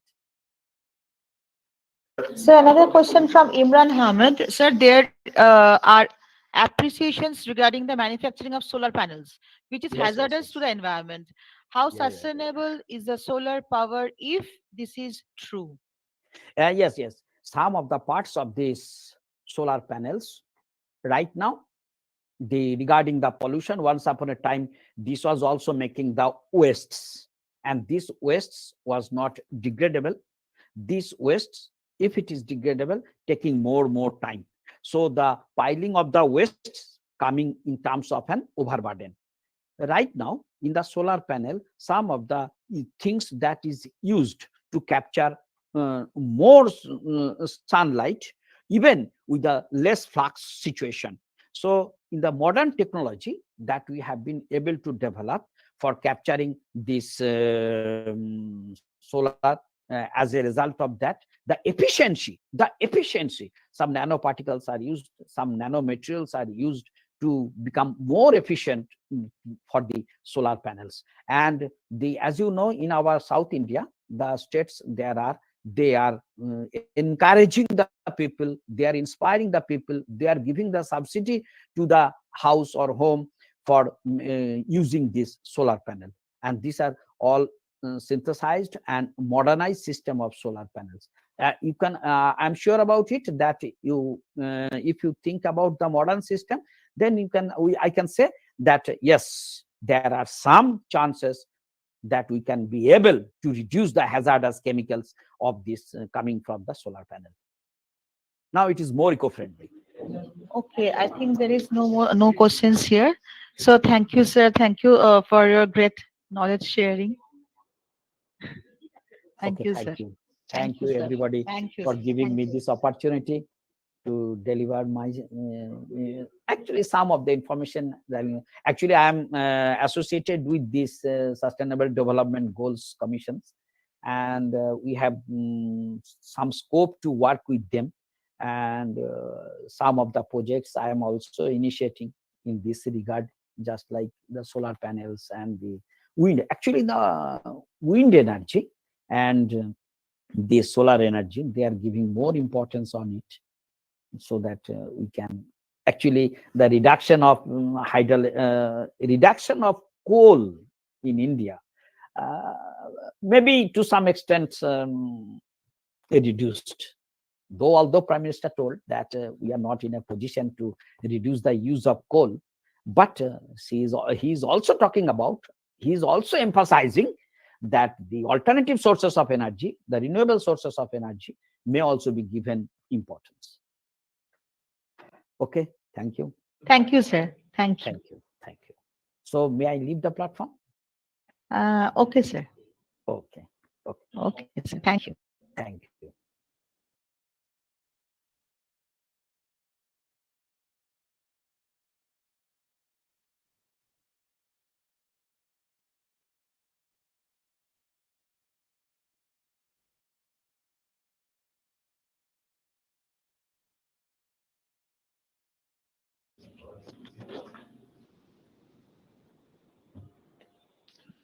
Now, am I audible?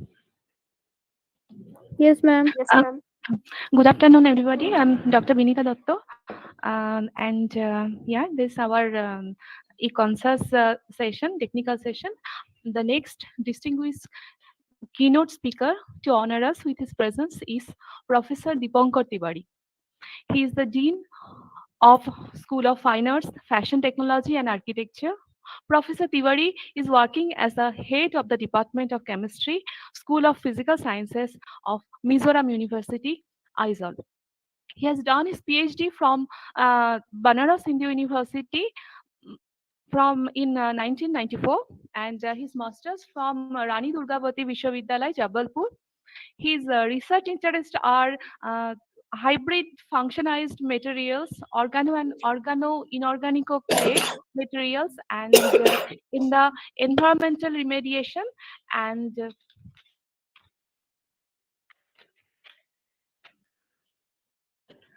development of electrochemical sensors for arsenic ferrate in the wastewater treatment. And he has also worked in radioactive waste treatment and study on standard solutions by primary methods of measurements. He has visited many different countries like Germany, Greece, Japan, Korea, China, Malaysia, Singapore, Hong Kong, etc. And we are very grateful, sir, that you are going to deliver mm, your lecture on the topic of nanocomposite thin films in the remediation of aquatic environment contaminated with emerging micropollutants, advanced oxidation process. So, we are eager to hear from you, sir. Good afternoon to all. Sorry, actually, I am having my throat problem, but since I committed, so I thought that definitely I will deliver a lecture. Thank you, Professor Vinita, inviting me and giving me this opportunity to deliver a lecture or to share our work in this important event, e-Cosus. And at the same time, I am thankful to Professor Shushanto Lahari, who is inspiring for us for many years and associated with us in our academic activities at Mizoram University. Thank you all. So I will be sharing my slides, but before that, I would like to mention that our previous speaker, he was talking about the Sustainable Development Goals, the 17 goals. Out of that, he was mentioning about the pharmaceuticals. He was mentioned about the endocrine disrupting chemicals, particularly with reference to the water contamination at the global status and all those things that has been mentioned in our previous lecture. So I'll be discussing something more related to our studies, what we are doing at Mizoram University, that I will be sharing. I will be discussing at the moment. Let me share my slides, please.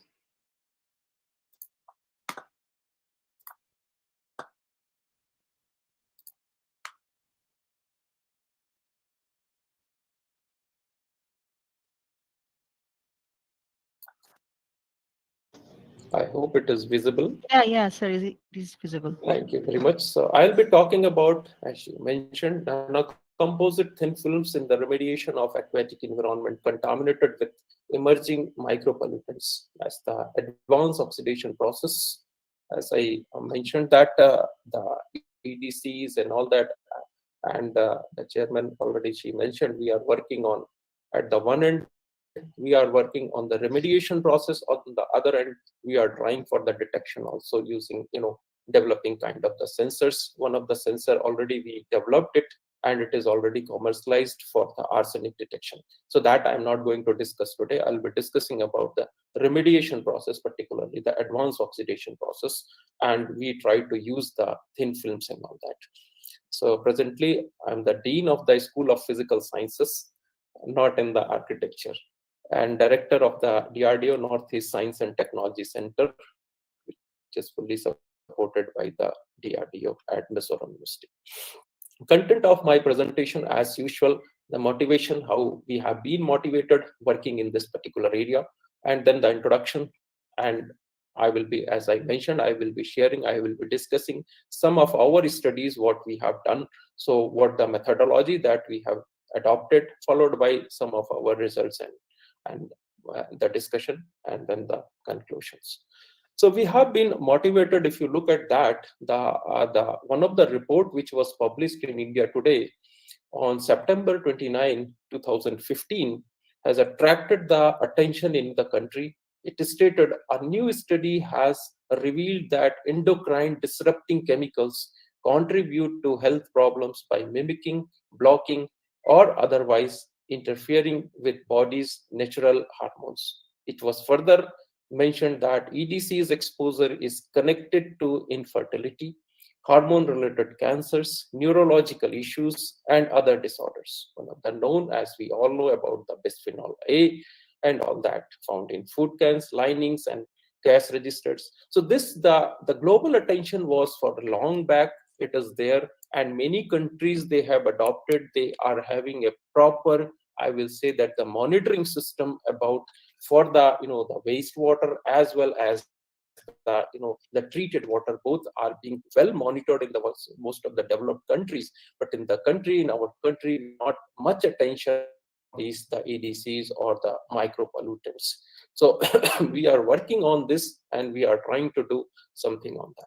So if I say that micropollutants, so what are the micropollutants? So micropollutants are the organic or the mineral contaminants of anthropogenic or natural origin that can be harmful to human health as well as the aquatic environment, can be found at very low concentration in water and are generated from industrial processes, pharmaceuticals manufactured for humans use, and veterinary drugs, personal hygiene products, industrial or household chemicals, detergents, cosmetics, textiles, pesticides, or from microsubstances in coatings or paints. So wide range of the chemicals are there that are entering.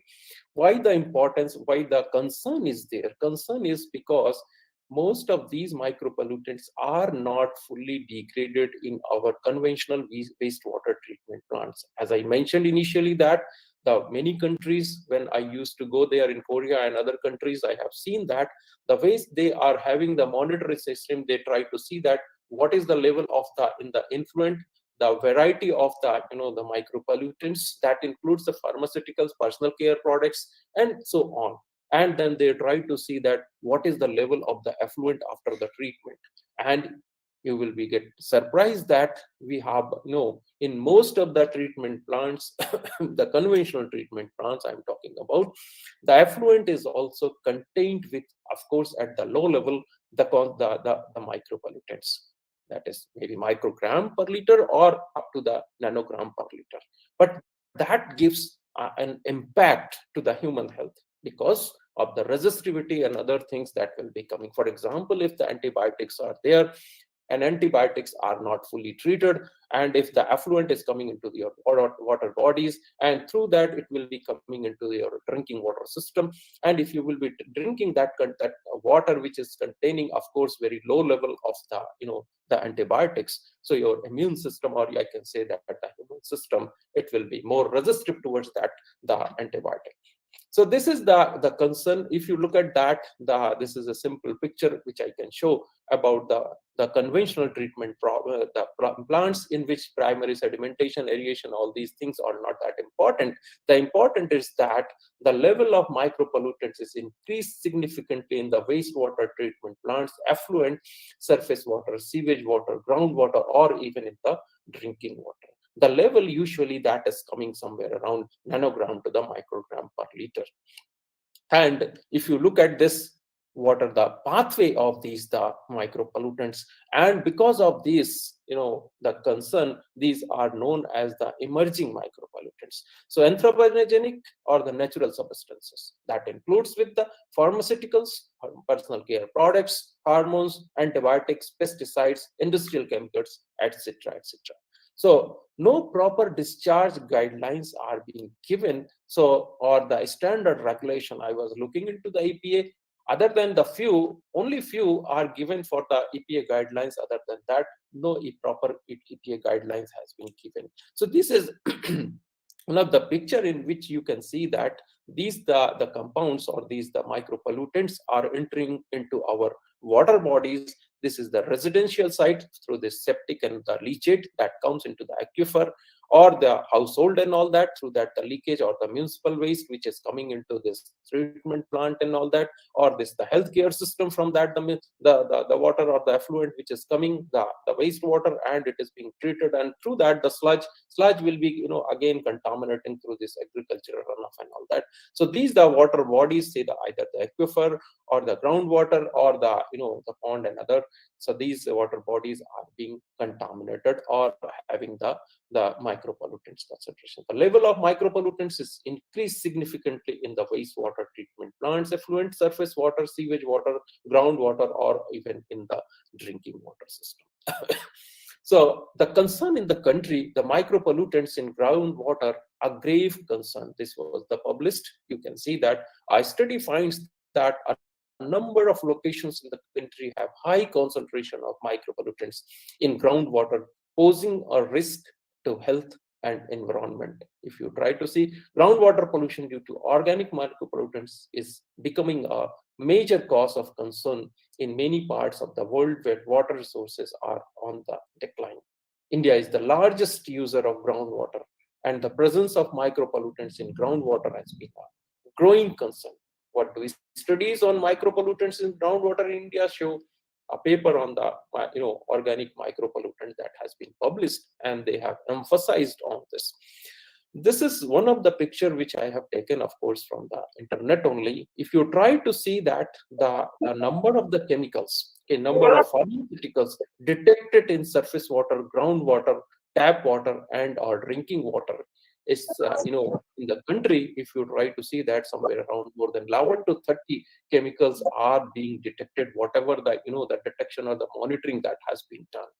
So the study finds groundwater, some of the, the literature I was trying to collect, and I found that the groundwater in Hyderabad is polluted with 12 different types of the, the pharmaceuticals. A list is there, huge list is there. And if you look at this, okay, the Punjab, caffeine is a major compound found in groundwater samples from rural or semi-rural, urban and industrial regions of the Ganga River Basin. Evidence showed that the pharmaceutical compounds can lead to respiratory disorders, cancers, reproductive problems, and all those things which has been discussed. So we tried, then we started working on this. How do we, the best tune the existing wastewater treatment plant for the, the removal or the, what do you say, that the mineralization of the compounds. So we were targeting on some of the chemicals, some of the, the personal care products or the pharmaceuticals. For example, tetracycline, sulfamethoxazole, these are the antibiotics widely being used. Tetracycline is a broad spectrum antibiotic employed in the treatment of bacterial infections and all that. Similarly, the sulfamethoxazole is one of the widely used. The antibiotics belongs to the sulfonamides groups of the antibiotics. Recently, we have developed one of the sensor also for the detection of the very low level detection of the sulfamethoxazole, sulfamethoxine, and all that we try to do it, and successfully we have done it. So these are some of the compounds. Similarly, the triclosan, which is the personal care product, which has been related with many activities. If you try to see that, so this is the antimicrobial triclosan, therefore employed as a potential preservative or even as antiseptic agent. It inhibits effectively the anyl acyl carrier protein reductase for fatty acid synthesis in bacteria and all. So this is, these are some of the compounds that we have chosen, and we try to do work on this for the treatment and all that. So the global freshwater crisis, as already discussed in our previous speaker, he was talking about all these things. So a search for more effective wastewater treatment system, I'll not go on that detail.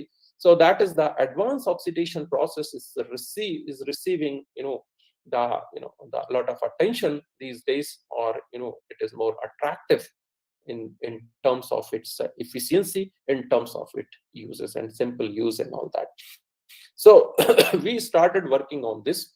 There are the different treatment methods. For example, if you try to remove the coagulation, flocculation, adsorption, membrane process, advanced oxidation process, and so on, they are doing. But if you look at the oxidation process, degrading the pollutants, these pollutant molecules, there are the different oxidants that we used to use. For example, the fluorine is having very high oxidation potential, but it is not common because of the harmful effects and all. Hydroxyl radical, which is having the oxidation potential of 2.8 volts, that is widely being used, but in situ in AOPs that we used to produce, and with the help of that hydroxyl radicals along with other reactive radicals, we try to degrade this. Ozone, of course, having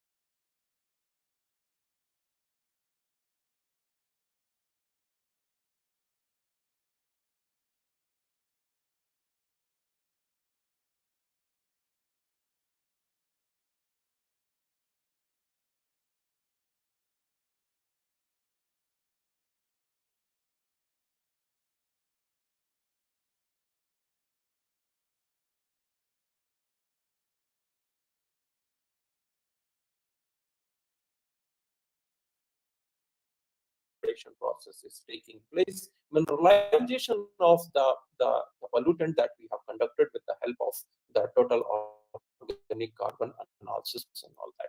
So UVA source that has been used at 360 nanometers, glass reactor, titanium oxide, the thin film that we have used it. So some of the results that I would like to share here. So here you can see that the XRD data that we obtained for the silver-based material, as I mentioned, the A is that in which the PEG was not used, or I can say the templating agent was not used, and F2 or the B, this is when we have used the templating agent.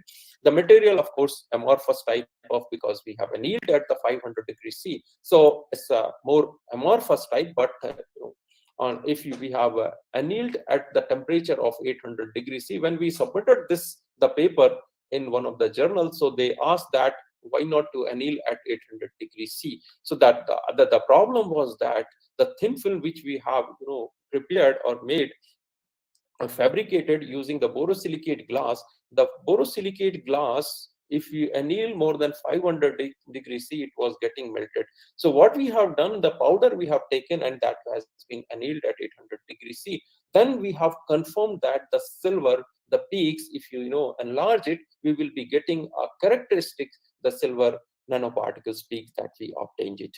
Similarly, we have done for the gold, the gold materials or the gold thin films. Here again we obtain a characteristic peaks for the gold, so that has confirmed that the gold nanoparticles is being the thin film is being well decorated with the gold nanoparticles. Let us see how is the surface of these two thin films or these thin films. So the silver-based material, you can see that the pillars of the titanium oxide is being well observed on the surface. So based on this, the two different materials, as I mentioned initially, that one is without the PEG, the other one is with the PEG. The root mean square roughness and the mean roughness RA was found to be 0.759 nanometer and 0.406 nanometer for the silver nanoparticles titanium oxide. And on the other hand, the roughness which has been significantly increased when we have used the PEG, that is 14.095 nanometer and 10.640 nanometers, and the pillar height was 35 nanometers of the titanium oxide on the surface. On the other hand, when the templating agent was used, it was 250 nanometers. Similarly, we have used for the gold-based material, the thin film. So gold nanoparticles has been obtained. The pillar height is 300 nanometers for the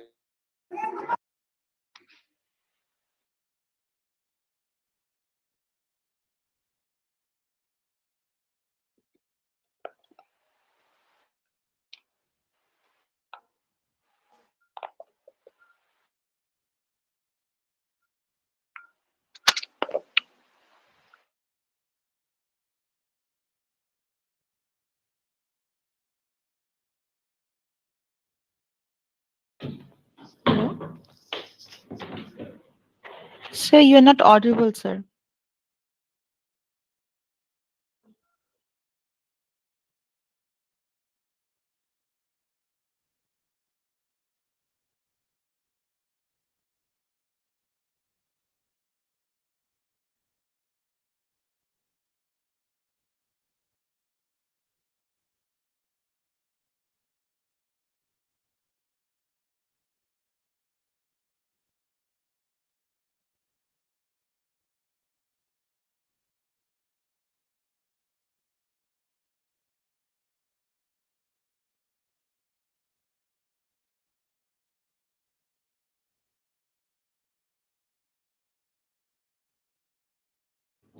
I think there is some technical issues. Just kindly wait some time. We will be back very soon.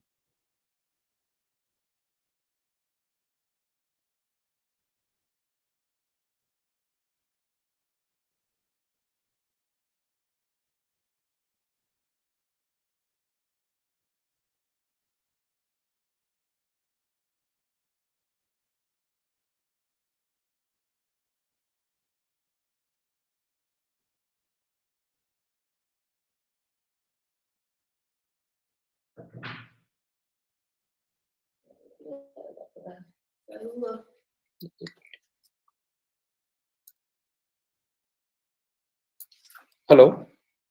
Yes, sir. You are audible, sir. Actually, I lost my internet. Okay, sir. I'll It's be okay, sharing. fine. Yeah, sure. I'm very sorry for this. We have no current since morning, actually. Okay, sir. It's okay. Yeah, it's visible, sir. Yeah, okay, thank you. This is the gold-based material, the AFM images of that. The pillar height, as I mentioned, is 50 nanometers and 300 nanometers for the template based, and the surface roughness and square root roughness has been calculated. These are the BG data that we obtained, the good isoporous materials. The pore size is 5.6, around 5.6, and the important thing is that the absorption-desorption isotherm curves are showing that H2 type of hysteresis loop that confirms the pores are having narrow mouths with uniform channel like the pore network.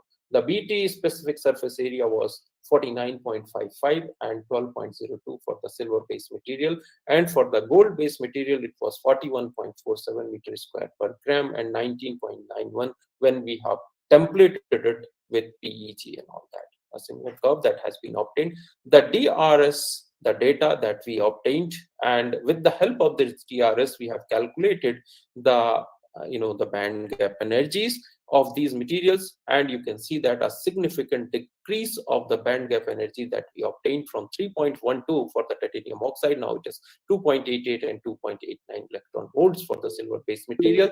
Similarly, for the gold based material, it has been reduced from the 3.1 to 2.86 and 2.87. So that is giving the advantage using this the visible light and all that. With that, we can perform the photocatalytic process. So here the scanning electron microscopic data that we obtained, the fine grains is being accumulated on the surface of the borosilicate glass, and the EDX data that confirm the presence of the silver in these samples, and the TEM-EDX data that we obtained with the help of, you can see that the fine fringes has been obtained, and the T value which has been obtained, a characteristic for the the silver, that is 0.20 and 0.17 for these two materials. And these are the TEM mapping, elemental mapping, which has confirmed that titanium is there, and oxygen which has been intimately bound, that is forming titanium oxide. And this the silver ions, or the silver nanoparticles are well dispersed within that the titanium network in these two samples. This is the gold based material, the the SEM images of these two, and the TEM images we obtained, and then the D values as usual, the characteristic D values. And here again we have seen that titanium and the oxygen is intimately bound, and the gold nanoparticle is being well dispersed within the titanium network. So this some of the the results that I would like to share with you, that the use of this the silver nanoparticles, titanium oxide thin films in the removal of tetracycline. This paper was published in Journal of Environmental Management in 2018. So tetracycline and sulfamethoxazole we try to degrade with the help of our the thin films photocatalytic process, in which now you can see that the pH dependence data that we obtained here, you can see the speciation of the tetracycline or the sulfamethoxazole with this continuous line. We have shown the different species are important in the degradation process. So we try to see that how this is going to affect in terms of the speciation. So speciation studies we have conducted at the same time the removal has been obtained. These the points are being shown, and these are the different thin films, the thin film A without the template, and with the template synthesized thin film, and this is only the photolysis process. So a significant increase that we obtained. Similarly, for the sulfamethoxazole, okay, we have obtained the data. The concentration dependence data and all that we have conducted, we have increased the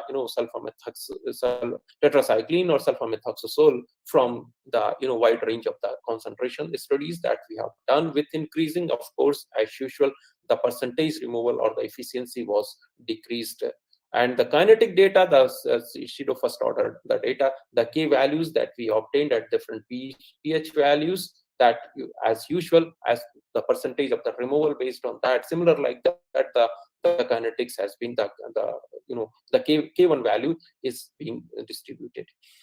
So these are the mineralization. It is interesting to see that if you are, how much the tetracycline or sulfamethoxazole is being mineralized, that data with the help of the TOC, a significant amount or the percentage of the tetracycline or sulfamethoxazole is being the mineralized or you can say that fully the degraded. So these are some of the data about the sulfamethoxazole.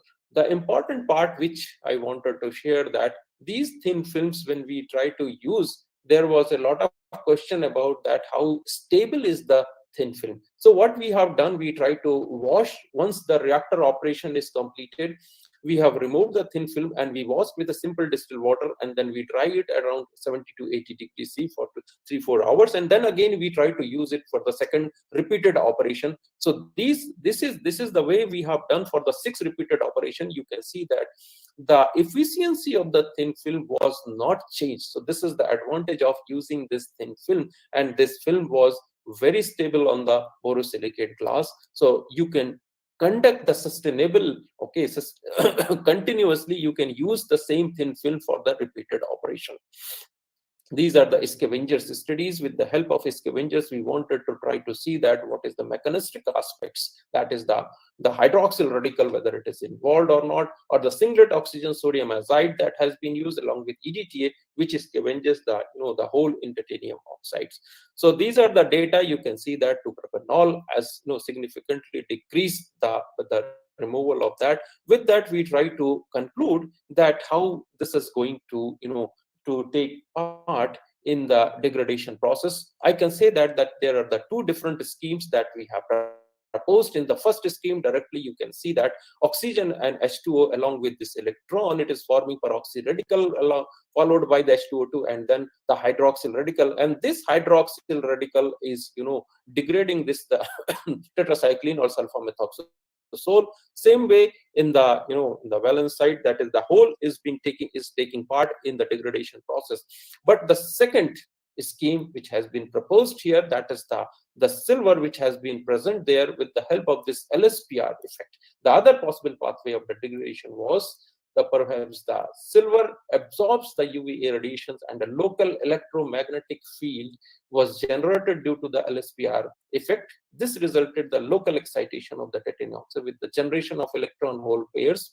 Hence, this simultaneously produced the hydroxyl radical. You can see here this hydroxyl radical is being produced, and this hydroxyl radical simultaneously taking part in the degradation process. So this is the presence of this hydroxyl silver nanoparticles. It is in a 2 different way. One is that the LSPR effect, with that it is enhancing. This is at the same time the recombination is being decreased significantly. At the same time, I can say that the band gap energy also is being decreased.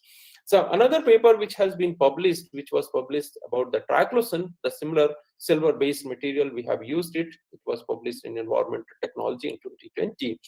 These are some of the data along with the speciation studies of the triclosan that we have done. So it's nothing new to share. And this is the the number of cycles we have we have conducted, and interesting to see that there is no significant change in the efficiency of the catalyst. The presence of the coexisting ions, that we try to use it.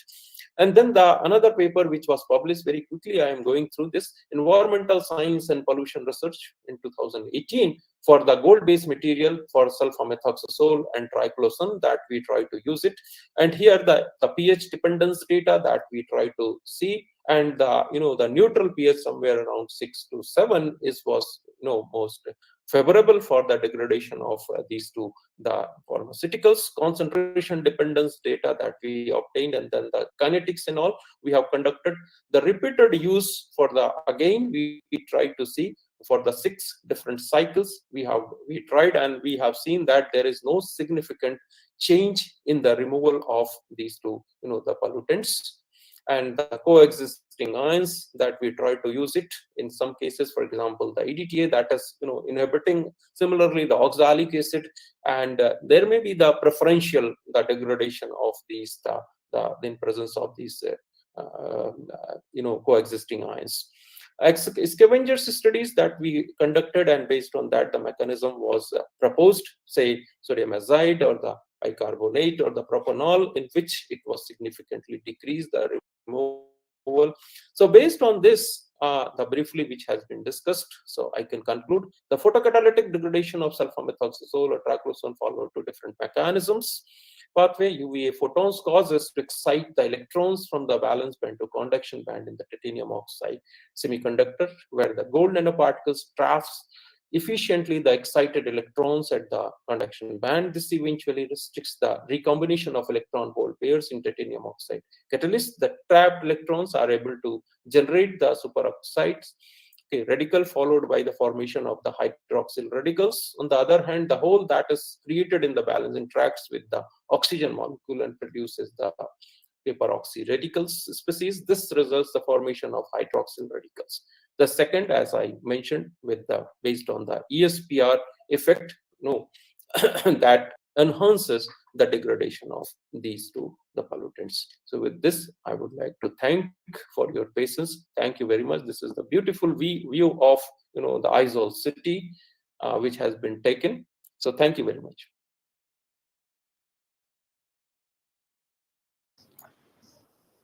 Thank you very much, sir. That was a really amazing speech. So one of the participants wants to ask you a question. Yes, madam. Sir, it's from Imran Ahmed. Sir, why is triclosan still used in so many consumer products in India if most of the developed countries are not allowing it? Yeah, this is actually this study that we have not we are not concerned about that, why the such a the chemicals is being used. So but it is a greater concern about the triclosan which is coming into the water bodies. So of course, as he mentioned, it is very true that developed countries, they have banned on many chemicals, I will say that, but in our country it is not being, such a case is not Um, Sir, yes. yeah, the sustainability of your that nano coated these membranes for 6 repeated cycles, this is very impressive, sir.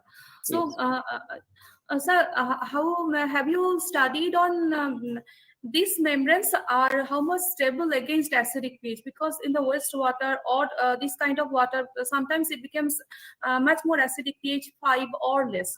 So, is this membrane is kind of durable in that situation? Madam, one thing that we have not used the membrane, we have used the thin films. These are the thin films, and we are planning that a long tube has to be made with the thin film inside, inner side, and in between we are thinking that we will, for the prototype or for the, for scaling up the process, what we are thinking, suppose there is a long tube, in that long tube in between we will put the UV or the LED light or the visible light, and this is being coated with this our thin film. And this thin film is very stable, and a wide range of the pH studies that we have done from the pH 3 to the pH 10 we try to see, and this was very stable even at the high pH, low pH, or even at the high pH also. And for the successive operations, this thin film is quite stable. Okay, sir. Understood. So another question from Dr. Snigdha Roy from Chemistry Department. She's telling that is it possible to recover the microfilm after some cycles? Would it be that procedure? What would be the procedure? Yeah, that's the simple. That is very simple process. It is not the powder. It is the thin film on the borosilicate glass. On the borosilicate glass, we have with the dip coating, we have created or we have fabricated a thin film. And this thin film we are using for the reactor operation. Once reactor operation is completed, we take it out the thin film. Taking out the thin film is more easy rather than the powder to take it out, the phase separation. So the whole thin film we have taken out, and we washed it with simple water. The water only we washed it. We have dried it in the oven for at around 70-80 degree for 2 hours, 3 hours. Again, we use the same thin film. Okay, sir. It's really easy. It Yes, sounds very, like that. very It's simple. very good. Very. So another question. So have you planned to work with some mixed metals like CCT or STMO, because they are quite promising. They have shown these perovskite structures, nanomaterials. Yeah, peroxide So, we have not started. We are not doing that. okay, sir. But, so CCTO, of they have course- some nature papers recently that they are showing Right, some right. good work against that kind of. Yes, yes. And not only drugs. that, we are thinking for MOF also. Okay, sir. So another question I have, that now there is a kind of trend about having the biofabrication processes. Like we just want to not use the harmful chemicals or VOCs. Instead, we are using that fungi or plant extracts or something else. Yes. I So mentioned you it. just mentioned, yeah. I want to know a little bit that which plants you have used or fungi extract you have No, used. it's a very classical work we have, we have done with the help of this. Avocado is very common in this part, or guava is very common in this part. So Okay, the leaves of that and a simple, not by any chemical process in water itself, the extract was collected, and that extract we tried to use for converting the silver or the gold nanoparticles. Okay, a simple way we have done, and that I have not shared today. That has already been done and already published, and for the sensor purpose and all that. So that we have done it. Okay, sir. Means for heavy metals or something, or not for this drug purpose. The biosensor part, I was just asking, is it's against the drugs or some heavy metals for No, we have biosensor? the silver and gold nanoparticles we have we obtained with that process. Then the composite material we synthesized, where we try to use the minimum chemicals. And we synthesize the I will say that biologically bio-oriented only. The nanocomposite materials we have synthesized, and that nanocomposite material we have used for the sensor purpose, for the electrochemical studies. So for that, we try to use that material, and it's a very efficient. I have not shown this work. That is very efficient for the detection, very low level detection. LOD, if you try to see for sulfamethoxazole, sulfamethazine, all that we have detected, and that paper already published in one of the journal. And that work I have just submitted for in DRDO, because it was supported by DRDO for patenting and all. So that is for the detection. That material is so efficient for detection of the the sulfamethoxazole, sulfamethazine, and all that. And previously we have synthesized a clay-based material that has been used for the detection of arsenic. And that arsenic is a small device we have developed it, and that is already commercialized. That work, of course, with the help of the collaboration with the Korean university, and that is already commercialized. That small instrument is already in the market for detection of the arsenic. Yes. Wow, excellent, sir. So congratulations, sir. It's been a huge thing for us. Yeah. Yeah, thank you, sir, very much for sharing the great knowledge. So it's a time for a break. Thank you. We will be participants. It's a time for a break, and we will be resumed here at 2 o'clock. After break, our next resource person will be Dr. Vijay Kumar Verma from Indian Space Research in the Organization, Government of India. So it's a time for a break. We will be here in this platform at 2 o'clock. Thank you.